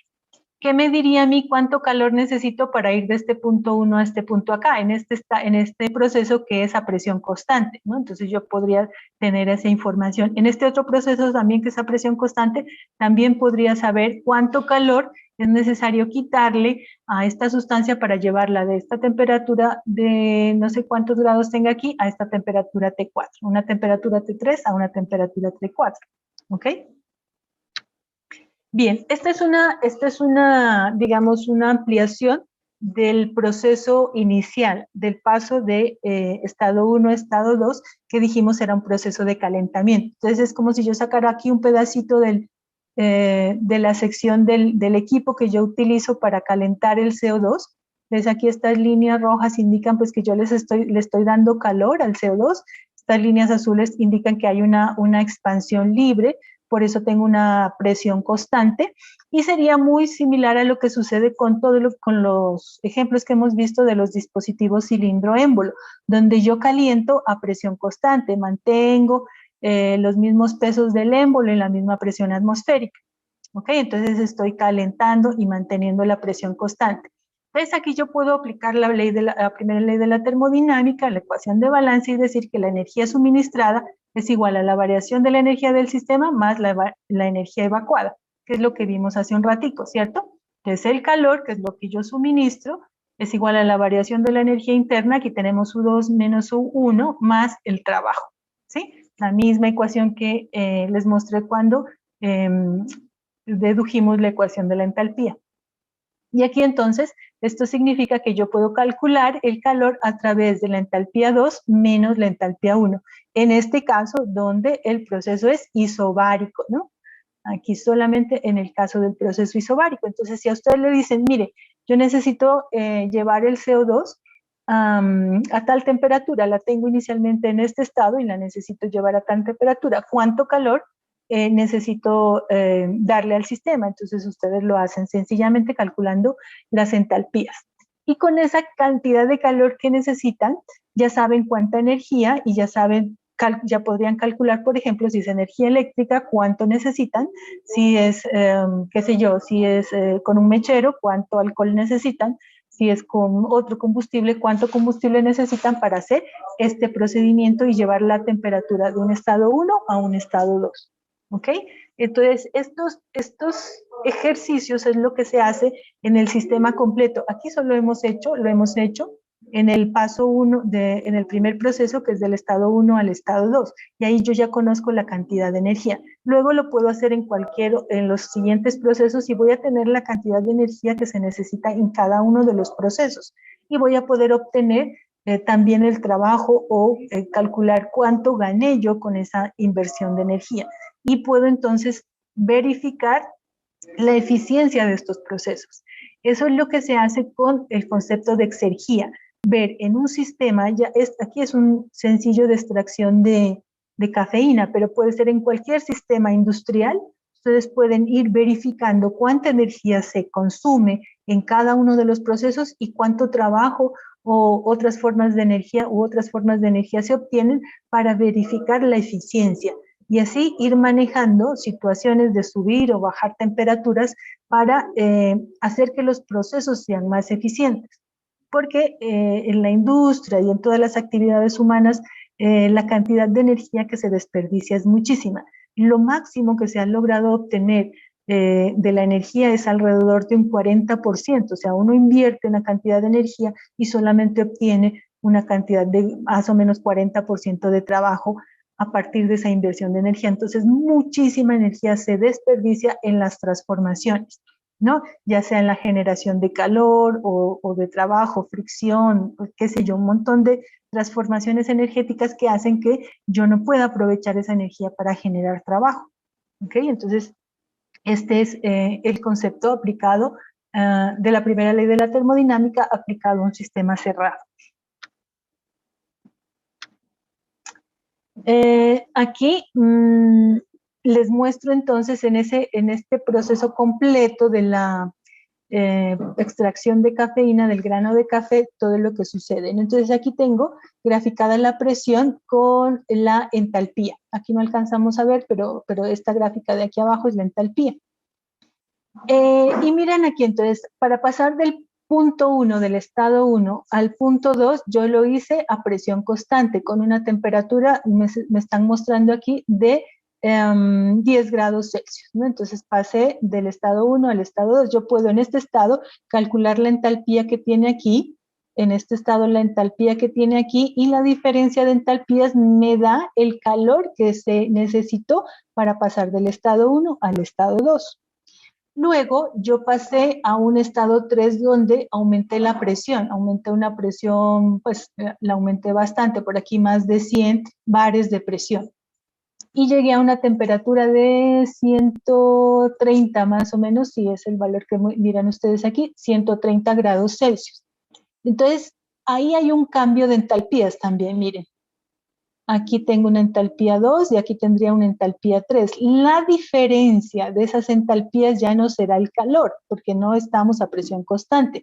Va a ser el trabajo que se necesitó para hacer esta compresión, para llevar la presión que sería más o menos por aquí a unos 10, 20, 30, 40, más o menos 50 bares de presión y temperatura de 50 grados Celsius a 120 grados Celsius y más de 100 bares de presión, ¿no? Entonces, estas gráficas y estas ecuaciones que modelan estas gráficas me permiten calcular el calor que necesite para ese cambio de temperatura y el trabajo que debí aplicarle al sistema para ese incremento de la presión.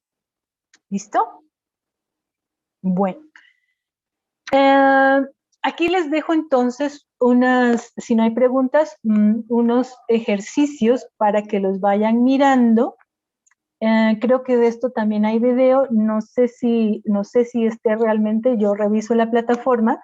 Si hay un video de estos ejercicios, ustedes lo miran, yo ya le escribo a Diego a ver si está o no está, o me dicen no está el video.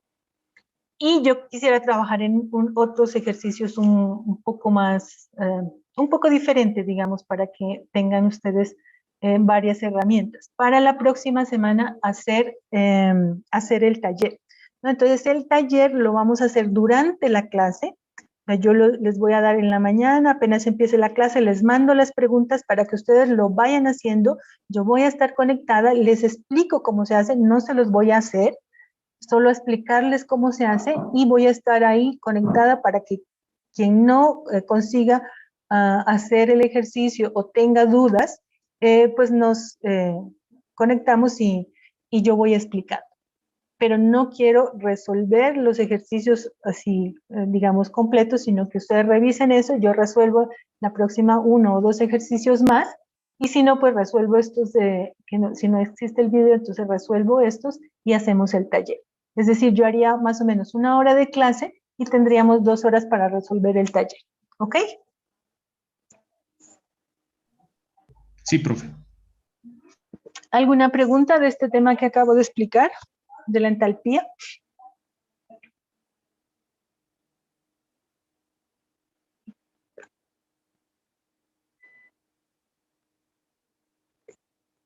Bueno, rápidamente voy a abordar el tema de los calores específicos. Esta era la presentación 4.2.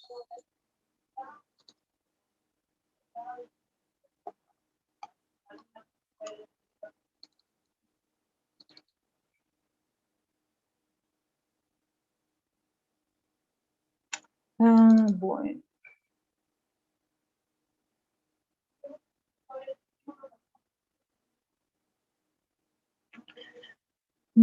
Creo que este temita... No, este tema lo voy a dejar para después. O sea, no quiero que quede así como tan en el aire. Entonces, este tema también corresponde al capítulo 4 de energía en sistemas cerrados, pero no va a entrar dentro del parcial, ¿ok? Porque lo vamos a trabajar en la siguiente clase después del parcial. Entonces, no es largo, lo trabajo rápidamente, pero pues sí quiero que quede claro. En estos 15 minutos, 18 minutos que nos faltan de clase no alcanzo. Entonces, dejamos hasta ahí. Quedamos en eso, el parcial se hace el próximo viernes y el martes hacemos el taller. ¿Listo? ¿Alguna pregunta?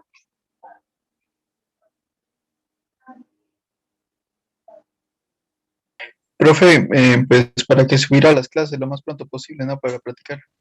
Ah, sí, ojalá lo que pasa es que este video se demora en procesar y después se me suele olvidar y no.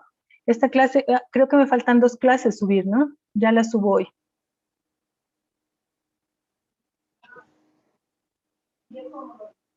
Ah, una nomás, porque la clase del martes no hubo. Entonces solo me falta esta clase. Si usted gusta, yo le puedo colaborar con las siguientes clases. Si usted gusta, me da permiso para grabarlas y yo las comparto. Ah, bueno, sí puede ser. Me ayudas con eso porque se me complica a mí, me da